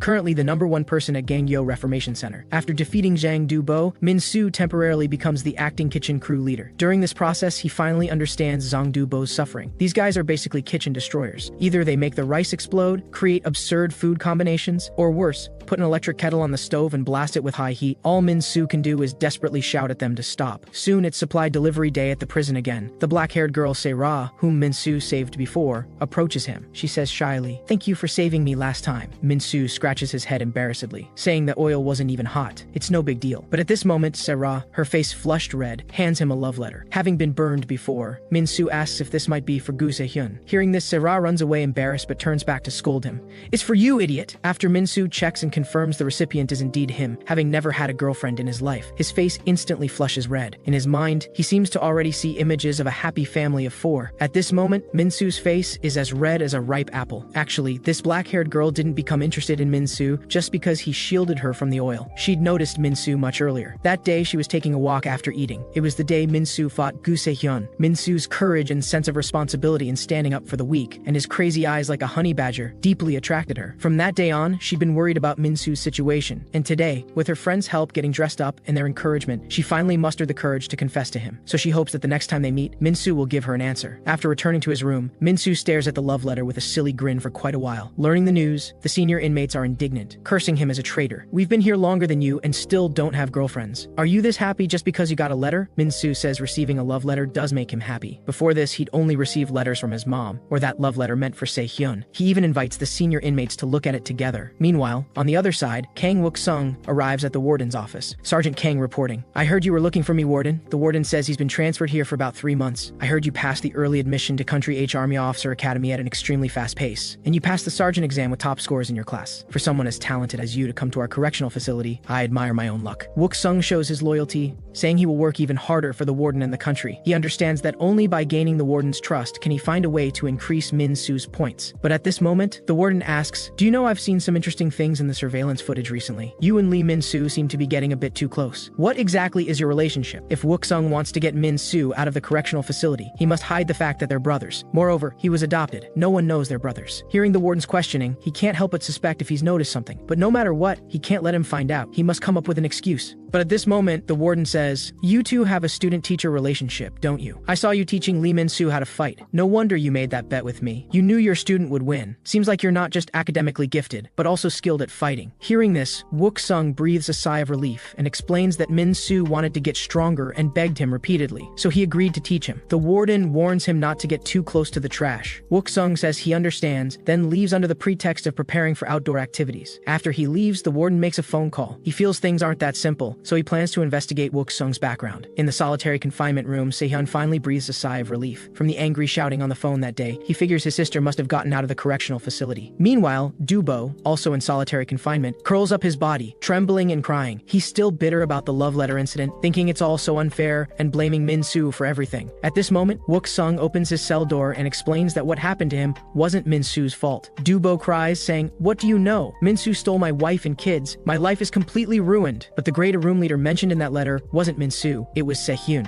Hearing this, Do-bo immediately changes his attitude, shouting, "Min-soo, I'm sorry. I blamed you wrongly. Se-hyun, you bastard, you're dead." Wook-sung tells him to calm down and pulls out a photo on his phone, saying it's too early to jump to conclusions. After seeing the photo, Do-bo says with resentment, "Isn't this the kitchen goddess Gu Se-min? But why is she standing and posing with that bastard Se-hyun?" He makes up his mind again. He must kill that bastard Se-hyun for trying to steal even his goddess. But when Wook-sung tells him they're siblings, his eyes go blank instantly. So that means Se-hyun is my brother-in-law? As soon as he finishes speaking, Se-hyun, who heard the commotion from the opposite room, roars at him, "Shut up, you pig! Who's your brother-in-law?" The two then argue fiercely from their opposite rooms, one side telling Se-hyun to think about his nephew and niece, the other side blasting back intensely. Seeing this, Wook-sung finally relaxes. The situation is mostly handled. Now Min-soo just needs to keep collecting points. Besides that, there's something else he needs to investigate. That is to uncover the dark secrets the warden is hiding in this correctional facility. And this special detention block is currently his lead. Even as a guard, he can't enter this restricted area. Wook-sung suspects something must be hidden here. Sure enough, before he can think much longer, several guards carry out a young inmate. And he also notices a man inside wearing a red prison uniform. Meanwhile, Min-soo is washing up in the bathroom. He looks at the bar of soap in his hand, puzzled. This thing is even smaller than before. How is he supposed to wash with this? But at this moment, someone behind him hands him a bottle of shampoo. Min-soo takes it, confused. How can there be something like this in prison? So he asks Lim Ji-soo, who's washing up nearby, how he has something like shampoo. Moreover, not only is his prison uniform red, but there's no grade marking on his chest either. Ji-soo introduces himself while immediately saying Min-soo's name. Min-soo asks, a bit puzzled, "How do you know me?" But at this moment, Ji-soo suddenly leans forward. Min-soo thinks he's about to attack. The next second, Ji-soo just pats Min-soo's head. "Smaller than I imagined. How did you win 2 fights?" Min-soo says, "For the sake of you lending me shampoo, I'll let this slide." But next, the blonde Ji-soo says something baffling. "This time I came to find you, but next time it'll be you coming to find me. Though it won't be easy, I'll be waiting." After saying this, Ji-soo casually leaves, leaving Min Min-soo with a completely confused expression. Meanwhile, the two in the solitary confinement rooms stop arguing. There's no way you could lose to Min-soo. Why did you let him win? Dubo asks back why he lost to Min-soo then. Sehyun explains he was careless, and that kid came completely prepared with a strategy. Dubo says the same happened to him. He planned to toy with Min-soo a bit, but then realized he'd fallen completely into his trap. Sehyun says after these two fights they must have noticed Min-soo, right? Dubo confirms they've taken notice. They even had the kitchen crew try to turn him against Min-soo. They might be planning to nominate Min-soo as a candidate, but Sehyun's response shocks him. Don't make me laugh. I'll prove I'm the candidate. Reach the top and pay them back 100-fold for humiliating me. 15 days later, Min-soo has become close with the kitchen crew members, but just as he's about to eat his noodles, the kitchen crew members in front of him stare behind him with shocked expressions. Min-soo wonders why they aren't eating. Little does he know Dubo has appeared behind him. Dubo raises both hands high, as if about to launch a sneak attack, but the next second Dubo kneels down before him. I'm sorry, Min-soo. I mistook you for someone else and tormented you. Plus, Sehyun became my brother-in-law, so I can't get revenge for you anymore. Hearing this, Min-soo extends his hand. Get up. I accept your apology. Let's eat ramen together. Dubo is instantly moved to tears by his gesture. The kitchen crew members nearby all shout, "It's in the past now!" And Min-soo has already received another confession letter from another girl. At these words, Dubo's expression instantly turns fierce. Min-soo, you bastard! You're after my number 2 wife now! Then, the food storage room becomes a scene of desperate chase again, though this time it's just playful roughhousing. Min-soo smiles broadly, thinking tomorrow is the day he'll reply to Se-ra's love letter. But when the next day comes, he can't be happy, because he's been assigned to do volunteer work. Min-soo rolls on the ground, saying he doesn't want to do volunteer work. He wants to see Se-ra and give her the letter. The senior inmates comfort him, saying this is the only way to earn lots of points. At this moment, another group of young inmates arrives for volunteer work. They mock, "Want to be my underlings? I can get you jobs at a fried chicken place or something." All the room members respond collectively. "What nonsense are you talking?" One of them, a fat guy, sees Min-soo daring to disrespect his boss. He immediately steps forward, grabbing Min-soo's collar. "You sure you're the one who beat Sehyun and Dubo? That scrawny body of yours looks pathetic to me." Just as conflict is about to break out, a guard arrives in time to stop them. Seeing the guard arrive, both groups neatly line up in 2 rows, standing at attention. The shifty-eyed leader of the other group reports to the guard first, saying they were quiet, and it was Min-soo's group who started trouble. The bald senior inmate Wang Hyuk is about to refute. The next second, the guard's fist smashes into his face. "You bastard! I've been annoyed with you. With that face, you're obviously the troublemaker." Witnessing this, Min-soo is confused. He doesn't understand why this guard would suddenly hit someone from his side, but seeing the smiles on the other group of young inmates, he realizes this guard is on their side. Hyuk, being beaten, keeps begging for mercy. At this moment, Wook-sung arrives in time to stop the guard. "Let's stop now. We need to leave soon." Seeing it's his colleague, the guard explains with a smile, "The kids almost fought, so I got carried away for a moment." After saying this, he leads the other group of young inmates onto the bus. Wook-sung asks Hyuk if he's okay and can still go do volunteer work. Hyuk says he's fine. Then Wook-sung looks at Min-soo's back and questions, "You weren't thinking of attacking the guard just now, were you?" Min-soo turns back with a smile, saying, "How could you think that, Hyung?" After getting on the bus, Min-soo asks the white-haired Moon Hyun-jun if he smells something strange. He looks back and sees someone from the back row has stuck their stinky feet forward. Min-soo warns them to pull their feet back immediately, but their leader says, "If you have a problem, fight my guys." Even Sehyun wouldn't be a match for them. But just as he finishes speaking, Sehyun happens to board the bus. The man just stands there silently and glances over. This makes the prison boss, who was talking big just a second ago, go pale with fear instantly. His underlings are so scared they quickly put their stinky feet down. Min-soo didn't expect today would be the day Sehyun gets out of solitary confinement. He curses inwardly. Damn, this volunteer work is going to get too lively. After all, none of the volunteers on this bus are easy to deal with. Soon the bus arrives at the nursing home. The director and all the staff welcome them at the entrance. Wook-sung politely steps forward to shake hands with the director. "We hope this volunteer activity will bring positive change to the kids from the correctional facility." Another guard also says he'll take photos to document the kids helping the elderly. The aunties treat these young inmates who came from far away with drinks. They take just one sip and exclaim repeatedly, "Haven't had cola in so long. This is the taste of childhood." And the volunteer work they're here to do today is to take care of the elderly at the nursing home. There isn't a single young person here, making them complain constantly. But at this moment, a senior inmate suddenly points ahead and shouts, "Isn't there a young woman over there?" Se-min looks in the direction he's pointing, but discovers this woman is his sister, Se-min. This shocks Sehyun so much he crushes the cola cup he was about to drink from. What the hell? Why is his sister here?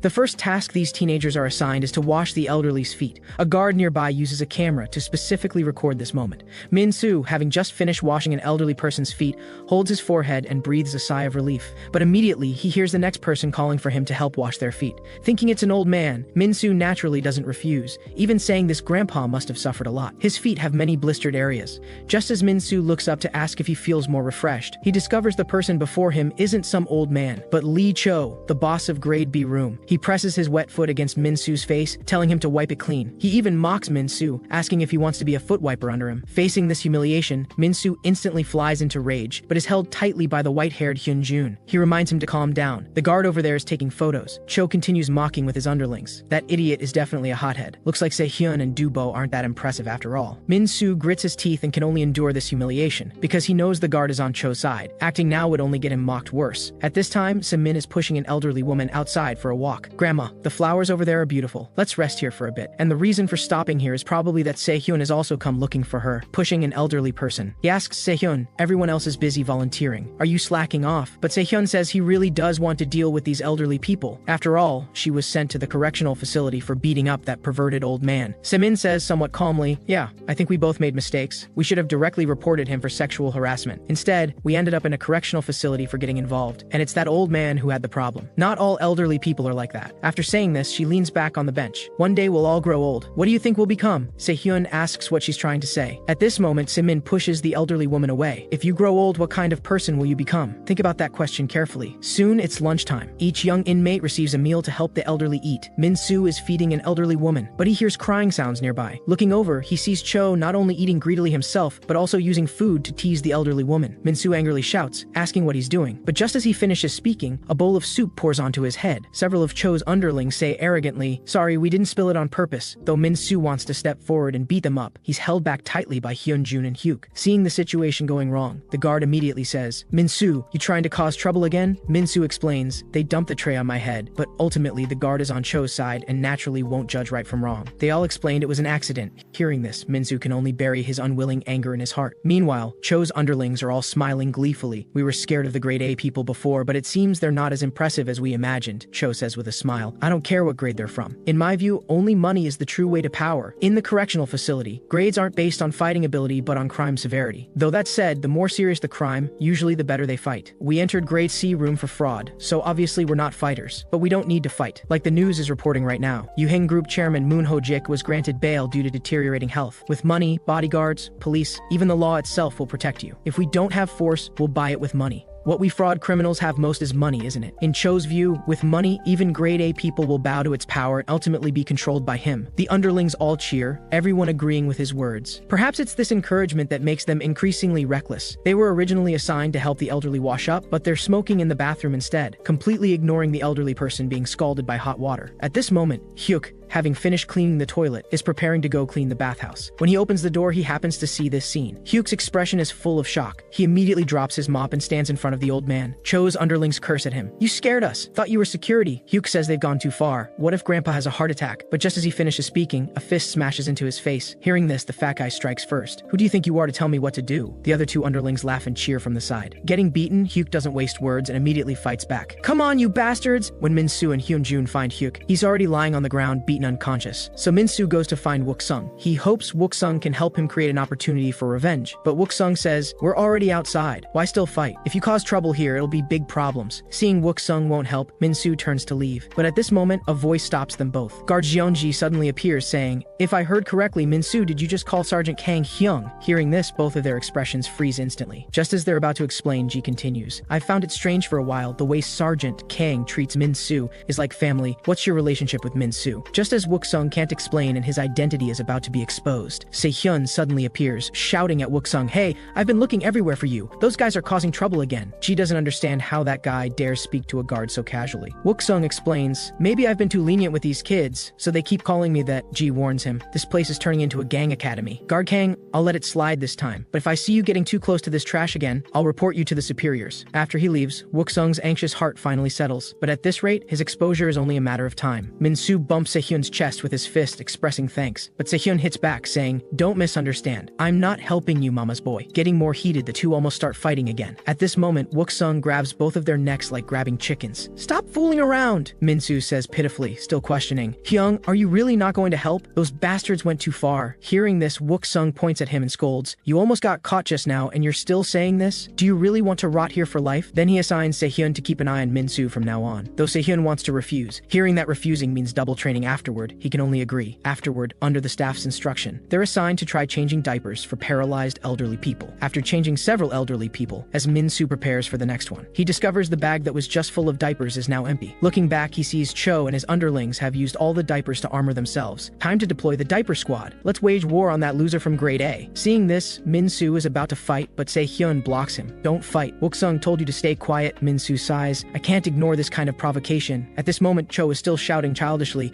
we're not playing around. We even caught a monster to protect the world. And the monster he's talking about is Hyuk, who's bound to a chair with tape, his entire head humiliatingly covered with a diaper, only his nose exposed. Seeing this scene, Min-soo's rage reaches its peak. How dare you do this to someone who just got hurt? Se-hyun strikes Min-soo's head, telling him to calm down. But Min-soo roars at him, don't stop me, or we'll fight first. Se-hyun points in that direction. Fighting sounds good, but look who's over there. Cho is reporting to the guard, saying Min-soo and his group keep causing trouble. And sure enough, after hearing this, Guard G warns Min-soo's group, if you cause more trouble, you can expect disciplinary training when you get back. Not wanting to implicate Wook-sung, Min-soo can only choose to comply. In the afternoon, Cho's underlings come outside to smoke. The fat guy asks their leader Tae-ho, how long do we have to be underlings? Every time Cho talks big, I want to tear his mouth apart. We're only going along for the money. Yet he really thinks he's the boss. Tae-ho says it won't be long now. Right now, they're sticking with the grade C people just to live comfortably for a while. When the opportunity comes, they'll climb up. And his goal is that place where only the truly strong gather. The area with the red prison uniforms and many privileges. Rumor has it they're selecting the next candidate. And right now here, there happens to be one of the hot candidates, Se-hyun. The underling asks in confusion, didn't Se-hyun lose to Min-soo? Tae-ho says, that might just be a rumor. Just looking at Min-soo, he's obviously a complete weakling. His goal is to beat Se-hyun badly and prove himself to them. Min-soo has thought it through now. This is the time to endure. Even to solve his room's problems, he can't drag Wook-sung into it. Just as he's thinking about how to avoid this problem, he's deliberately tripped by two people walking toward him. Two underlings point at him on the ground, laughing.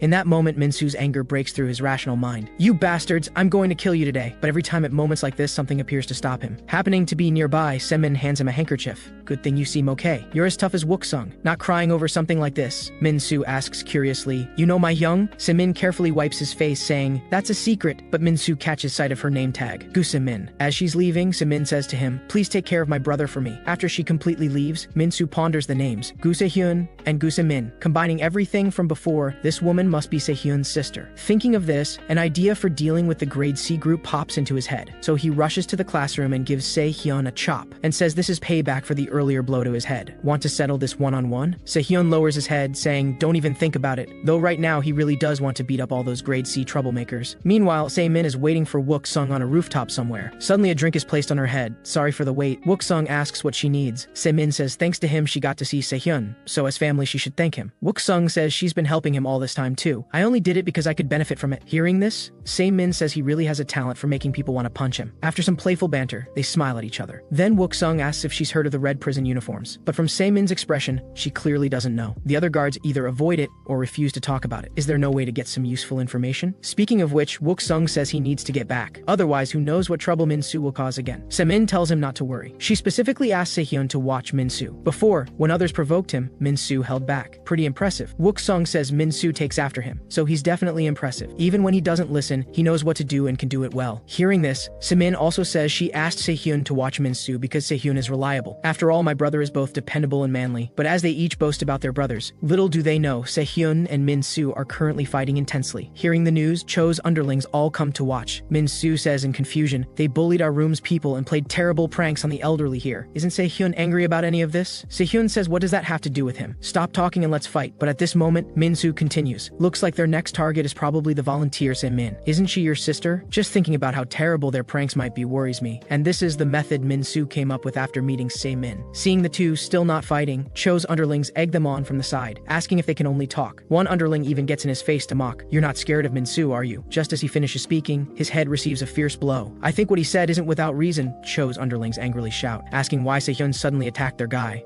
Though my sister is beautiful, I'm not worried at all. But now the more I think about it, the angrier I get. I'll make you pay for messing with our room's people. Meanwhile, Guard G is humbly lighting a cigarette for Cho in the storage room. To let Cho participate in this outdoor activity, G even forged documents to barely get him this opportunity. Cho says calmly he's satisfied and promises to prepare more benefits for him this time. Getting the money, G says humbly. You always give me pocket money. I should be the one thanking you. Feeling satisfied, Cho continues, saying if he takes over an area and recruits some construction crews, he'll give G more benefits. And he tells G to find a way to contact the people in the special detention block. I'll go see them personally soon. But hearing this, G's face fills with terror, saying that's something the warden handles personally. If we get involved and something goes wrong, we're dead for sure. At this moment, an underling suddenly bursts through the door shouting, "That guy Sehyun is beating up our people!" Hearing this, Ji says angrily, "Didn't I already warn them not to fight?" But Cho beside him tells Ji not to intervene yet. "I just want to teach those bastards a lesson, right?" Park Tae-ho, led by the underling, they head to the battlefield. And this scene is all seen by Min hiding around the corner. On the other side, Min-soo is happily cheering. Since Wook-sung had Sehyun watch him, he'll do the opposite, using Sehyun's trigger point to eliminate enemies for himself. This is what's called fighting fire with fire. The three beaten to a swollen mess realize they need to team up now. Just thinking about his sister being pranked fills Sehyun with rage. But this time the three coordinate. The two average-built ones use their bodies to restrain Sehyun, while the most lethal fat guy launches a frontal attack. Min-soo, watching from the side, finally chooses to intervene. "I wasn't planning to fight at all, but since you asked so sincerely," Sehyun says he didn't say anything. But soon, without realizing it, Sehyun is pushed to the wall. The fat guy's attack instantly arrives before him. But this time the wall trick won't work. He's not the Sehyun from before. Seeing this scene, Min-soo can't help thinking, this bastard got stronger after training with Wook-sung. But so did he. He's no longer the weakling who could be bullied at will. Sehyun tells him not to block his way. Min-soo tells him just not to drag him down. He even wonders aloud, "This is too easy. You almost lost to these guys?" Sehyun says, "I didn't almost lose, you mama's boy." Min-soo retorts, "You sister-obsessed freak, how dare you talk about me?" Sehyun angrily asks if he wants to fight. At this moment, having knocked everyone down, they start grappling. The two clearly intend to continue their rematch. But at this moment, Park Tae-ho suddenly arrives. With one kick, he sends Min-soo flying. Tae-ho questions Sehyun, "You used to be a candidate, right? Come fight me one-on-one." Min-soo asks what he is to dare interfere. But Tae-ho, having taken that kick, acts like nothing happened and strikes back saying,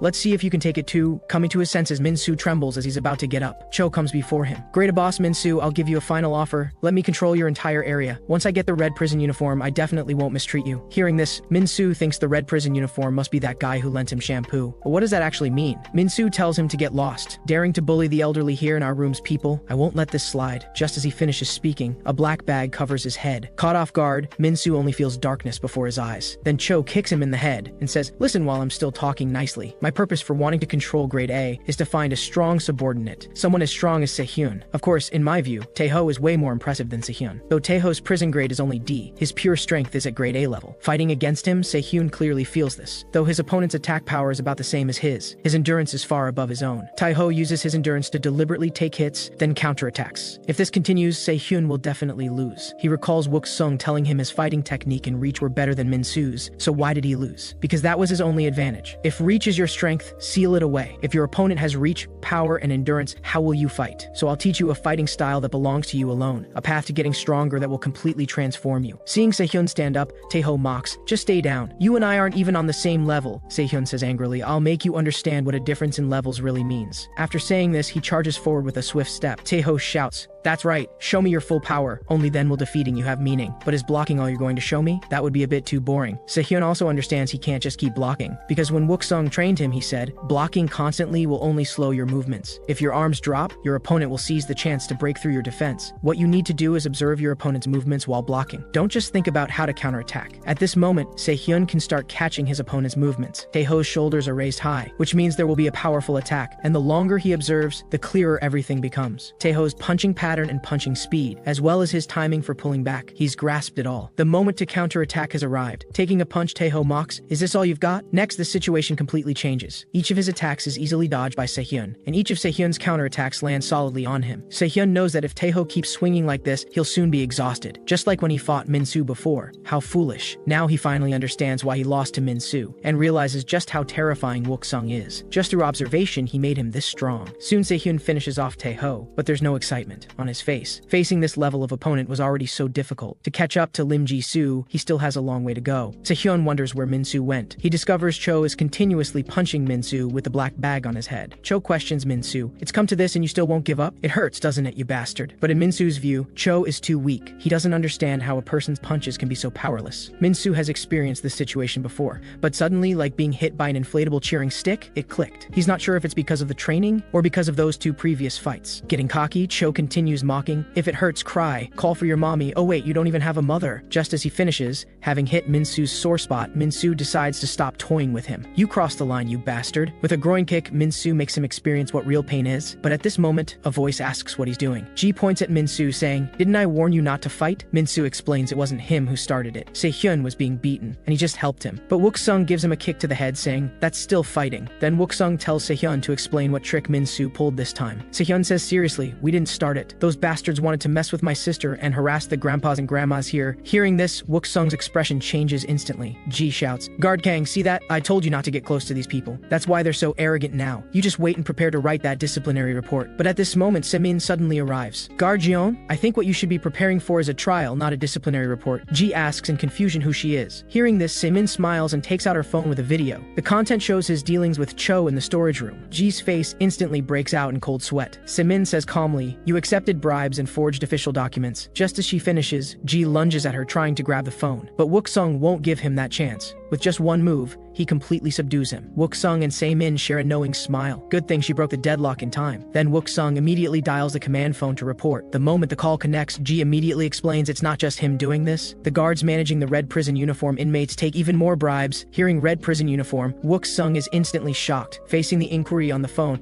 he covers for Ji, saying he was just reporting the return schedule. Seeing he wasn't reported, Ji hurriedly thanks him. "Sergeant Kang, I won't forget this favor," Wook-sung says. "This time I'll turn a blind eye. But on the condition that you tell me in detail about the red prison uniform inmates." Kang Wook-sung is puzzled. Isn't the purpose of the Reformation Correctional Facility supposed to be reforming juvenile offenders? Jeon-ji tells him there are always some people beyond redemption. If they just release them back into society, it'll cause political problems. So simply put, these red prison uniform inmates exist to prevent others from leaving easily. Kang Wook-sung doesn't understand. Wouldn't that make the point system and reform review process meaningless? Jeon-ji says he's still too naive. Have you ever seen anyone leave this facility properly? That's the job of those red prison uniform inmates. They cripple inmates who've accumulated enough points and are about to be released. Simply put, getting released easily is impossible. Lee Min-soo, who returned from volunteer work a week ago, is now just 50 points away from being eligible for release. The guards here remain as brutal as ever. Fights between the kids continue to break out constantly, perhaps because they were taught a lesson by Min-soo and Hyun-jun. The kids from grade C room no longer cause them trouble. The only thing Lee Min-soo is anxious about now is that he needs to respond to Se-ra's confession on the next supply day. Originally, Kang Wook-sung brought Lee Min-soo here to clean the warehouse, but unexpectedly, it's already been cleaned. And Gu Se-hyun is also here, training non-stop. Lee Min-soo is confused. Hasn't this place already been cleaned? Why bring him here? But before he can finish speaking, Kang Wook-sung puts handcuffs on him. Though Lee Min-soo is puzzled, Kang Wook-sung tells him to stand still. Then he pulls a ball out from a box filled with tennis balls and says he's thought of a way to train Lee Min-soo. From now on, Lee Min-soo's hands will be restrained. Then he just needs to dodge the balls Kang Wook-sung throws at him. Moreover, each ball thrown at Lee Min-soo will be faster than the last. Lee Min-soo manages to dodge the first one by luck, but the speed of the second ball hits him like a wake-up call. This is what Lee Min-soo currently lacks: instinctive reactions to variables and danger. Lee Min-soo is confused about what Kang Wook-sung means by instinct. He defeated Gu Se-hyun and Jang Do-bo. Doesn't that mean he doesn't need training? Kang Wook-sung questions him. Did you win those fights fair and square? The fighting styles of all three of you are too one-dimensional. Lee Min-soo just exploited their weaknesses. But if Gu Se-hyun had been prepared beforehand, he wouldn't have won at all. And if Lee Min-soo hadn't built some leg strength, how would he have defeated Jang Do-bo? Now Gu Se-hyun is learning basic combat techniques from Kang Wook-sung, so he hopes Lee Min-soo will also undergo training. Although he hates fighting, this place is simply too dangerous. Ever since Jeon-ji told him about the red prison uniforms, Kang Wook-sung knows he must make Lee Min-soo strong enough to ensure he can be released normally. Meanwhile, construction supervisor Lee Kang-min is discussing matters with grade C2 room boss Lee Cho. Lee Cho believes this prison is no different from outside society. With money, you can control both inmates and guards. So he wants to invite Lee Kang-min to join his assembled forces. That way, perhaps they can deal with the special detention block where the red prison uniforms exist. If Lee Kang-min agrees to join, Lee Cho will give him 20% of the business profits as compensation, roughly 4,000 in pure income per month. And even if Lee Kang-min wants to wear a red prison uniform, Lee Cho promises to handle it for him. But Lee Kang-min's response leaves Lee Cho stunned. Lee Kang-min states that no matter how good the plan is, working with the weak will only ruin his reputation. Hearing this, Lee Cho snaps his fingers. Then I'll give you more time to think it over. Besides, why do you think I asked to meet you without guards or subordinates present? As the snap echoes, grade C-2 room boss and Chol Soo, grade D3 room boss Jang Sang-hyun, grade D1 room boss Park Tae-ho, and grade C6 room boss Oh Sung-jin appear one after another. 4 different room bosses surround Lee Kang-min completely. Lee Cho asks Lee Kang-min, so what do you say? Change your mind now? Lee Kang-min removes his glasses. Not bad. Using money to recruit skilled fighters. But do you think 4 people are enough? At this moment, Lee Min-soo, facing the tennis balls thrown by Kang Wook-sung, has adapted. His movements are crisp. His dodges are precise, using only the most necessary motions. Lee Min-soo never learned anything like this before. It's safe to say this guy's talent is absolutely top tier. Seeing this training has lost its effectiveness, Kang Wook-sung decisively initiated initiates stage 2 of the tennis ball dodge training. Unlike the previous straight line attacks, this time the thrown tennis balls will have a second ricochet. The throwing rate also increases by a level. This forces Lee Min-soo to not only face balls thrown from the front, but also watch for ricochet attacks from his blind spots. These attacks targeting blind spots are difficult even for some professional fighters to handle. So what Lee Min-soo needs to do in stage 2 training is accumulate experience dealing with multi-angle attacks and develop instinctive reactions. Lee Min-soo doesn't understand. He gets all this. But why restrain his arms? Kang Wook-sung explains that arms can be used for both offense and defense, so they should only be used when you absolutely can't dodge or block. And Gu Se-hyun, after a period of training, his progress is clearly greater than expected, but the road ahead is still long. Kang Wook-sung is only here to guide their training. What truly makes them stronger isn't him but themselves, because the training Kang Wook-sung has arranged for them this time will be hellish. Only if they endure past this threshold will their potential truly blossom. But if they can't make it through, their potential will forever remain just potential. At the same time, Kang Wook-sung is quite curious. After the hellish training ends, which of these two will become stronger? Meanwhile, guard Jeonji opens the door to Lee Kang-min and Lee Cho's secret meeting. Lee Kang-min has already dealt with all 4 room bosses. Only Lee Cho remains, begging for help from the just-arrived Jeonji. But he doesn't know that guard Jeonji and Lee Kang-min have already formed an alliance. This meeting was a scheme, devised by the two of them. The purpose was to extort the safe combination for Lee Cho's hideout outside. Lee Kang-min's people, following the address provided by Jeonji, have already taken over Lee Cho's hideout. Inside is roughly 200 million, and according to their agreement, guard Jeonji will get 10% of it. Lee Kang-min tells him it'll be deposited today, but only if Jeonji goes and tells the special detention block people that he wants to see them. The next day, when Lee Min-soo goes to the kitchen to work, Jang Do-bo awkwardly tells him he can't work in the kitchen anymore. Guard Jeonji explains from the side that the kitchen crew is now overstaffed, so they need to cut people, and asks if Lee Min-soo would be willing to go to the construction crew, where there happens to be an opening. Lee Min-soo looks at the application form handed to him, somewhat doubtful. Is it really okay to do this without Kang Wook-sung's permission? What if it disrupts the original plan? But under Jeonji's urging, this is currently the only way to earn points. Helplessly, Lee Min-soo can only agree. Jang Do-bo watches their departing figures, silently hoping in his heart that Lee Min-soo will be careful. After all, being cut from the kitchen crew and then transferred to the construction crew is all part of someone's plan. Soon, Lee Min-soo arrives at the construction crew's worksite. Looking at these people's intimidating faces, Lee Min-soo wonders to himself, are these people really high schoolers like him? He hopes the supervisor here won't be someone like Jang Do-bo. If he's as domineering as that guy, it'll be trouble. At this moment, Supervisor Lee Kang-min walks over. He tells his subordinates to be friendly and not scare their friend who's come to help them. He also thoughtfully brings Lee Min-soo a pair of gloves. I'm the construction supervisor, Lee Kang-min. Working here with bare hands will get you hurt. Lee Kang-min instructs his subordinates that this is Lee Min-soo's first time operating machinery, so they should help him get familiar with it. He also warmly tells Lee Min-soo that if he has any problems in the future, he can tell him anytime. At this moment, Lee Min-soo feels in his heart that being transferred to the construction crew was the right choice. This supervisor is both gentle and friendly, completely different from Jang Do-bo. But little does he know, in the shadows, Lee Kang-min's eyes are staring at him like a hungry wolf. Soon, through behind-the-scenes manipulation, a red prison uniform inmate leaves the special detention block. She complains to the guard about how these kids live in a place like this. This place reeks of lonely old men. The guard warns her he's only giving her 5 minutes. Finish your business and get back. As the guard opens the door, this red prison uniform inmate walks into Lee Kang-min's room. But what no one expected is that this red prison uniform inmate is actually a girl, Park Hyo-shin. The subordinates are confused. How can there be a woman in a men's correctional facility? Though she does look a bit like a man. But at this moment, Lee Kang-min instructs them to immediately lower their heads and cover their ears. Hearing this, the subordinates all comply. Park Hyo-shin asks if they're playing at being a cute version of gangsters. Lee Kang-min states that until he gives the signal, these people won't see or hear anything. Park Hyo-shin asks if he's Lee Kang-min. Your looks suit my taste. Lee Kang-min says Park Hyo-shin isn't the person he met before. Park Hyo-shin explains that Kim Hwee-ryong has other matters to handle. What, are you disappointed? You don't like me? Lee Kang-min adjusts his glasses. Not disappointed, just someone new. Park Hyo-shin, looking at his gaze, covers her face in an exaggerated manner. Staring at me like that makes me embarrassed. Lee Kang-min calculates in his mind that she looks frail yet wears a red prison uniform. Quite unexpected. Lee Kang-min asks how she ended up in this dump. Park Hyo-shin holds up 3 fingers. The number of candidates is back to 3. Hearing this, Lee Kang-min wonders in his heart why it's still 3. He clearly confirmed that Jang Do-bo and Gu Se-hyun were both eliminated. Park Hyo-shin states the first is him, Lee Kang-min. The second is maintenance team's Ha Sung-chol, and the third is grade room boss Lee Min-soo. Lim Ji-soo suddenly participated in nominating Lee Min-soo as a candidate. Hearing this name, Lee Kang-min's eyes flash with disbelief. He says he's already proven his abilities. He really doesn't understand why he's still just a candidate. Park Hyo-shin smiles and says he hasn't proven anything. If you really look at what he's accomplished, wasn't it all thanks to his older brother Lee Kang-won? Even if a tiger stands behind a rabbit is still just a rabbit. Hearing this, Lee Kang-min freezes for a moment, not understanding how she knows about his brother. Park Hyo-shin leans to his ear. Cute little rabbit, can you prove your strength without the tiger? Hearing this, Lee Kang-min removes his glasses. If I defeat you right here and now, that'll prove my abilities, right? Lee Kang-min, falling for such simple provocation gives Park Hyo-shin a headache. You're clearly not ready yet. As she speaks, her aura changes instantly. Do you think I look weak? This sudden, chilling feeling makes Lee Kang-min shudder. He clearly senses that this person in front of him is definitely not inferior to him. Park Hyo-shin tells him not to take it too hard. Lee Kang-min is still a very competitive candidate. That's why she wanted to meet him personally. And as long as Lee Kang-min can defeat one of the remaining candidates, Park Hyo-shin will consider that as proof. When that time comes, she and Hui Ryong will help Lee Kang-min advance this matter. After Park Hyo-shin leaves, Lee Kang-min's tense nerves finally relax. He doesn't quite understand. Was he really that nervous just now? But what's important is, now he only needs to defeat one of the two. And Lee Min-soo, who's in his own crew, might be a good choice. But Lee Kang-min, looking at Lee Min-soo's slender frame, doesn't look like someone who could defeat Jang Du-bo and Gu Se-hyun, so he plans to test him out a bit first. At Lee Kang-min's signal with a glance, two subordinates instantly understand. Lee Min-soo is working cheerfully. At this moment, a hammerhead flies toward him. Lee Min-soo's instinctive reaction triggers instantly. The attacking subordinate immediately apologizes that it wasn't intentional. Then, as Lee Min-soo walks toward another area, he's tripped by a wire. Below him is a board covered with nails, just a hair's breadth away from the nails piercing his eyes. The attacker apologizes in the same tone. This makes Lee Min-soo sense something isn't quite right. Are these really accidents or intentional? If intentional, what are they after? But before he can think much more, those subordinates surround him. Under the pretense of teaching Lee Min-soo how to operate the table saw, they control his hands and push Lee Min-soo's palm toward the high-speed rotating table saw. Just as Lee Min-soo's hand is about to be ruined, someone suddenly shuts off the circuit breaker. The scene plunges into darkness. When the lights come back on, those three subordinates are all lying on the ground. Lee Min-soo innocently explains he didn't hit them. But seeing the crowd gathering around, Lee Min-soo seems to understand in his heart this is a trap aimed at him. Looking at Chul-soo and Jang Sang-hyun slowly approaching him, Lee Min-soo isn't sure whether he should fight back. If he takes the risk, he'll likely lose penalty points. After careful consideration, Lee Min-soo decides to shout loudly to attract the guards' attention. Two guards hearing the shouts indeed notice what's happening here. But the next second, they continue chatting as if nothing's wrong. This leaves Lee Min-soo very confused. It seems these guards are on their side too, and Chul-soo and Jang Sang-hyun's attacks are now upon him. Meanwhile, Gu Se-hyun is still doing extra training in the warehouse. Kang Wook-sung reminds him it's late and he should go back. If he's late for warehouse organizing, it'll make them suspicious. But Gu Se-hyun says one more round. This time he can definitely pass stage 1 training. After all, that guy Lee Min-soo has already passed stage 2 training, while he's still stuck on stage 1. He doesn't want to lose to that bastard Lee Min-soo. At this moment, Lee Min-soo, facing the attacks of the two, dodges continuously with ease. Because Lee Min-soo doesn't want to cause trouble, he has no intention of fighting back. After all, his original purpose was to earn some points here and leave quietly, so he absolutely cannot lose points. Lee Kang-min, observing from the side, seems to see through something. Is this guy afraid the guards will deduct his points, so he doesn't dare fight back? Thinking this through to probe Lee Min-soo's true strength, Lee Kang-min has the guards step outside for a moment. He'll handle this. Seeing the guards leave, Lee Min-soo no longer plans to hide his abilities. Long suppressed, he's been wanting to fight back. This is a perfect chance to put his recent training results into practice. But unexpectedly, he feels these two are a bit too weak. Whether it's because Lee Min-soo is too strong or they're too weak is unclear. Soon, and Chul-soo and Jang Sang-hyun are dealt with. Lee Kang-min also resolves his doubts. So it seems you didn't beat Gu Se-hyun and Jang Du-bo by luck. Lee Min-soo asks, did he orchestrate this childish stunt? What did I do wrong to deserve this betrayal? Lee Kang-min says he and Lee Min-soo are both candidates. But Lee Min-soo has never even heard of any candidates. He just wants to earn some points here. Hearing this, Lee Kang-min removes his glasses with some resentment. Just because of a guy who doesn't even know what a candidate is, I have to prove my strength. I originally planned to let my subordinates handle this, but now I'm being compared to someone who knows nothing. It really pisses me off. So I've changed my mind. I'll deal with you personally. Lee Min-soo says, if you want to fight, just say so. Why put on this act and waste effort? With that, Lee Min-soo raises both middle fingers. Come at me, you bastard. A war between the two candidates is about to break out. A subordinate asks senior inmate Chang Hee, isn't Lee Min-soo his roommate? Only after engaging does Lee Min-soo feel how terrifying his opponent is. Lee Kang-min's punching speed is on a completely different level from those two earlier. Lee Min-soo, barely managing to dodge, already feels strained. The opponent's attacks are like a predator locked onto prey, pressing forward step by step without mercy. This gives Lee Min-soo the impression that his opponent studied boxing, but he also knows he can't keep dodging forever. He must find an opening to counterattack. But Lee Kang-min's strength exceeds his imagination. This punch is easily caught by Lee Kang-min's single palm. Looks like you never learned how to attack. Was it like this when you fought others too? Seems Gu Se-hyun and Jang Du-bo weren't that impressive either. Lee Kang-min's attacks are swift and fierce, continuously suppressing Lee Min-soo. Lee Min-soo can only keep dodging. At this moment, Lee Min-soo seizes the opportunity when his opponent's punch misses. As he tries to counter, his head takes a fierce elbow strike. In expert combat, seemingly exposed openings are actually traps laid for the opponent. After dozens of dodges, Lee Min-soo again spots an opening in his opponent's chest, but this is still a trap. Just as Lee Min-soo tries to punch back, Lee Kang-min delivers a front kick right at him. Then using the momentum, he steps on Min-soo's defensive arm into the air. A knee strike comes straight at him. At this moment, Lee Min-soo feels he's done for. But suddenly, a hand blocks Lee Kang-min's knee. Kang Wook-sung appears just in time to stop the conclusion of this battle. Kang Wook-sung's eyes turn cold as he states, "This fight ends here. If you continue, I'll put you both in solitary confinement." Lee Kang-min wonders when he came in, and he's definitely not from the construction crew. Kang Wook-sung questions, "Got a problem? And why didn't the other guards come stop this? Don't tell me they deliberately gave you space to fight." Two guards quickly explain they went for a smoke, didn't see what happened. After that, Kang Wook-sung takes Lee Min-soo and leaves the construction crew warehouse. Standing there, Lee Kang-min curses inwardly. Damn it, he was so close to finishing this. But next time, Lee Min-soo won't be so lucky. Kang Wook-sung brings Lee Min-soo to the infirmary. Lee Min-soo asks why he's not angry. "I thought you'd be furious I got into a fight." Kang Wook-sung says he doesn't know the reason yet. "But why did you go to the construction crew?" Lee Min-soo explains they said the kitchen crew was cutting staff, and the only place left to earn points was the construction crew. But Kang Wook-sung understands there was no such order for kitchen crew reductions. Thinking carefully, something similar happened before, when Min-soo was assigned to the kitchen crew. It seems someone has targeted Lee Min-soo. At this moment, Lee Min-soo complains somewhat frustrated. "Just like the fight with Gu Se-yeon, I couldn't land a single punch on him, and couldn't avoid all his attacks either." Kang Wook-sung says this is normal. That guy Lee Kang-min most likely studied martial arts like kickboxing. So unlike Gu Se-yeon and the others,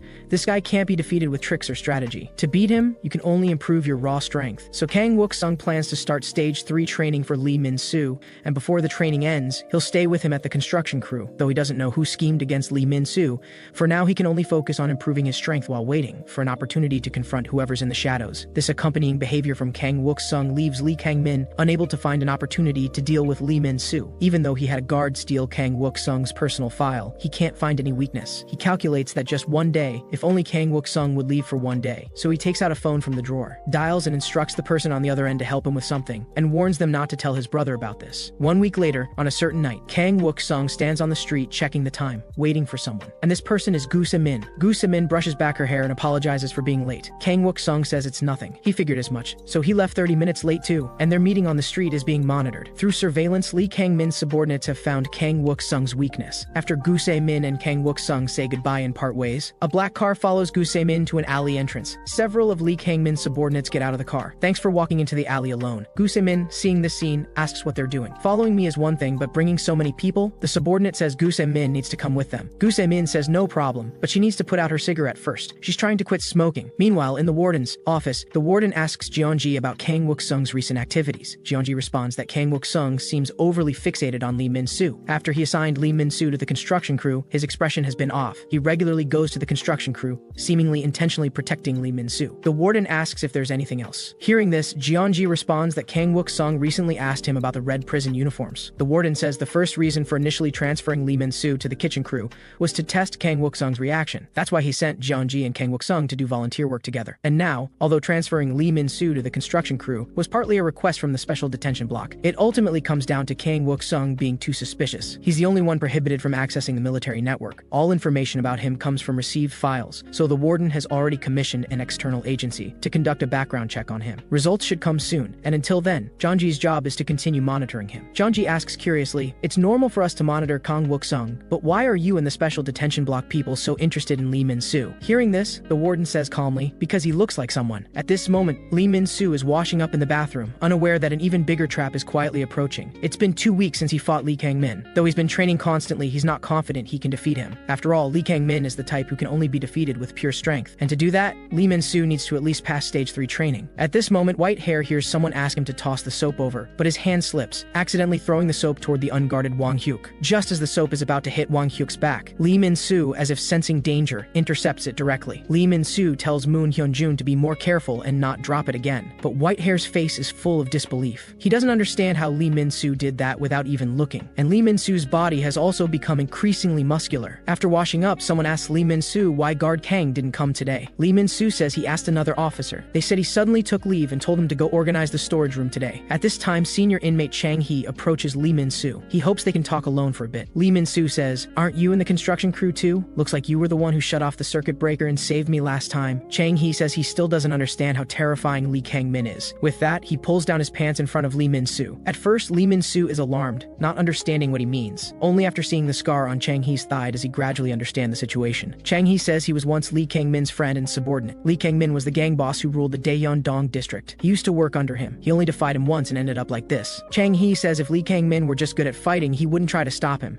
But Lee Kang-min is truly cruel. Anyone who defies him suffers severe retaliation. So Chang Hee hopes Lee Min-soo won't go to the construction crew anymore, because he might really end up crippled and sent out of the facility. Lee Min-soo says if guard Kang isn't there, he won't go. Under Lee Min-soo's repeated assurances, Chang Hee tentatively believes him. But though he says this, Lee Min-soo thinks to himself that if his and Kang Wook-sung's plan requires it, he might have to fight again. Meanwhile, Lee Kang-min is calling his subordinates to check the situation, instructing them to notify Kang Wook-sung immediately once they bring the person to the hideout. Then just make sure he can't make it to the facility today. The subordinates ask what to do with the girl afterward. Lee Kang-min says whatever they want. Hearing this, the subordinates are overjoyed. Looks like there's a party tonight. Tied up in the back seat, Gu Se-min's expression shows some shock. This isn't quite what she expected. From that phone call, they're subordinates of someone named Lee Kang-min inside the facility. The purpose of tying her up is to delay Kang Wook-sung. Actually, they spotted these people following them yesterday. Kang Wook-sung told her their target was either him or her. They might be the hidden dark side of the facility, or possibly the real culprits trying to frame Min-soo, or people connected to the red prison uniforms. He was prepared to be the bait, but what Kang Wook-sung worried about was that their target was Gu Se-min, but Gu Se-min gave him her motorcycle keys, saying if she's the one being targeted, surely you'll come save me in time, right? And at this moment, a motorcycle is following closely behind the black vehicle. Meanwhile, at the facility, Lee Chang-hee confronts Lee Kang-min. He tells Lee Kang-min to stop targeting Lee Min-soo. Though he doesn't know why you've set your sights on him, he's just trying to earn points. Lee Kang-min calmly asks why he should listen to this. Chang-hee says it's because he's also a member of the construction crew, but he's no longer that subordinate from before. I'm asking you this as your childhood friend. Actually, back in elementary school, he and Lee Kang-min were best friends. But after graduating elementary school, Lee Kang-min started taking over his brother's business, while Chang-hee studied while taking care of his mother. Due to their different circumstances, they lost contact. Once Chang-hee entered high school, he got his driver's license and started working as a delivery worker. A restaurant owner, after understanding his situation, kindly lent him a motorcycle. Thanks to this, Chang-hee was able to work as a delivery worker and pay for his mother's medical expenses. One delivery address was an abandoned factory. This was the gathering place for Lee Kang-min's gang. Here, Chang-hee encountered Lee Kang-min again after many years. Lee Kang-min asked if he wanted to make money more easily by adding cockroaches to food deliveries, then leaving numerous negative reviews in the merchant's shop comments, making it impossible for the merchant to do business. To delete the bad reviews, they'd have to pay them. Naive and ignorant, Chang-hee joined them and earned his first real money in life. If this continued, he'd soon be able to pay his mother's hospital bills. But the extorted Chinese restaurant owner passed away shortly after. When Chang-hee found out, he realized the uncle they'd extorted was the Chinese restaurant owner who had helped him. At that moment, he realized the kind uncle had died because of him. He fell into deep self-blame, so he sought out Lee Kang-min, hoping they could turn themselves in together. But hearing this, Lee Kang-min grabbed him by the throat. If I had any intention of turning myself in, I wouldn't have started this. I gave you a way to make money, and you want to turn yourself in. You know I never forgive traitors. With that, Lee Kang-min stabbed a steel pen to Chang-hee's thigh. If you spout this crap again, I'll kill you. But at the same time, Lee Kang-min's brother Lee Kang-won also arrived. He was the real leader of this criminal gang. Lee Kang-won told his brother they'd been discovered. The police are coming soon. You should have kept this under wraps, but there were too many victims and even a death. Lee Kang-min suggests letting this guy on the floor take the blame, but his brother tells him this isn't something that can be solved by sacrificing one subordinate. So he has the underage Lee Kang-min share the responsibility. Afterward, Chang-hee and Lee Kang-min were sent to the Reformation Correctional Facility. Chang-hee says this is the first time they've talked face-to-face like this since then. Lee Kang-min says he came because of Lee Min-soo, but he had similar thoughts. He originally planned to meet him about Lee Min-soo anyway, since he blocked Kang Wook-sung but had no way to contact Lee Min-soo. Chang-hee asks in confusion what he means. The next second, he's pinned to the table by subordinates. You know why I took on the troublesome position of construction supervisor? Because in the construction crew, if someone gets injured or becomes an idiot, no one suspects anything. And what he's going to do is take one of Chang-hee's fingers as an invitation gift for Min-soo. Meanwhile, Lee Kang-min's subordinates have also reached the hideout. And as instructed, they send Kang Wook-sung a message to come here alone before 12 o'clock. But Kang Wook-sung has already arrived.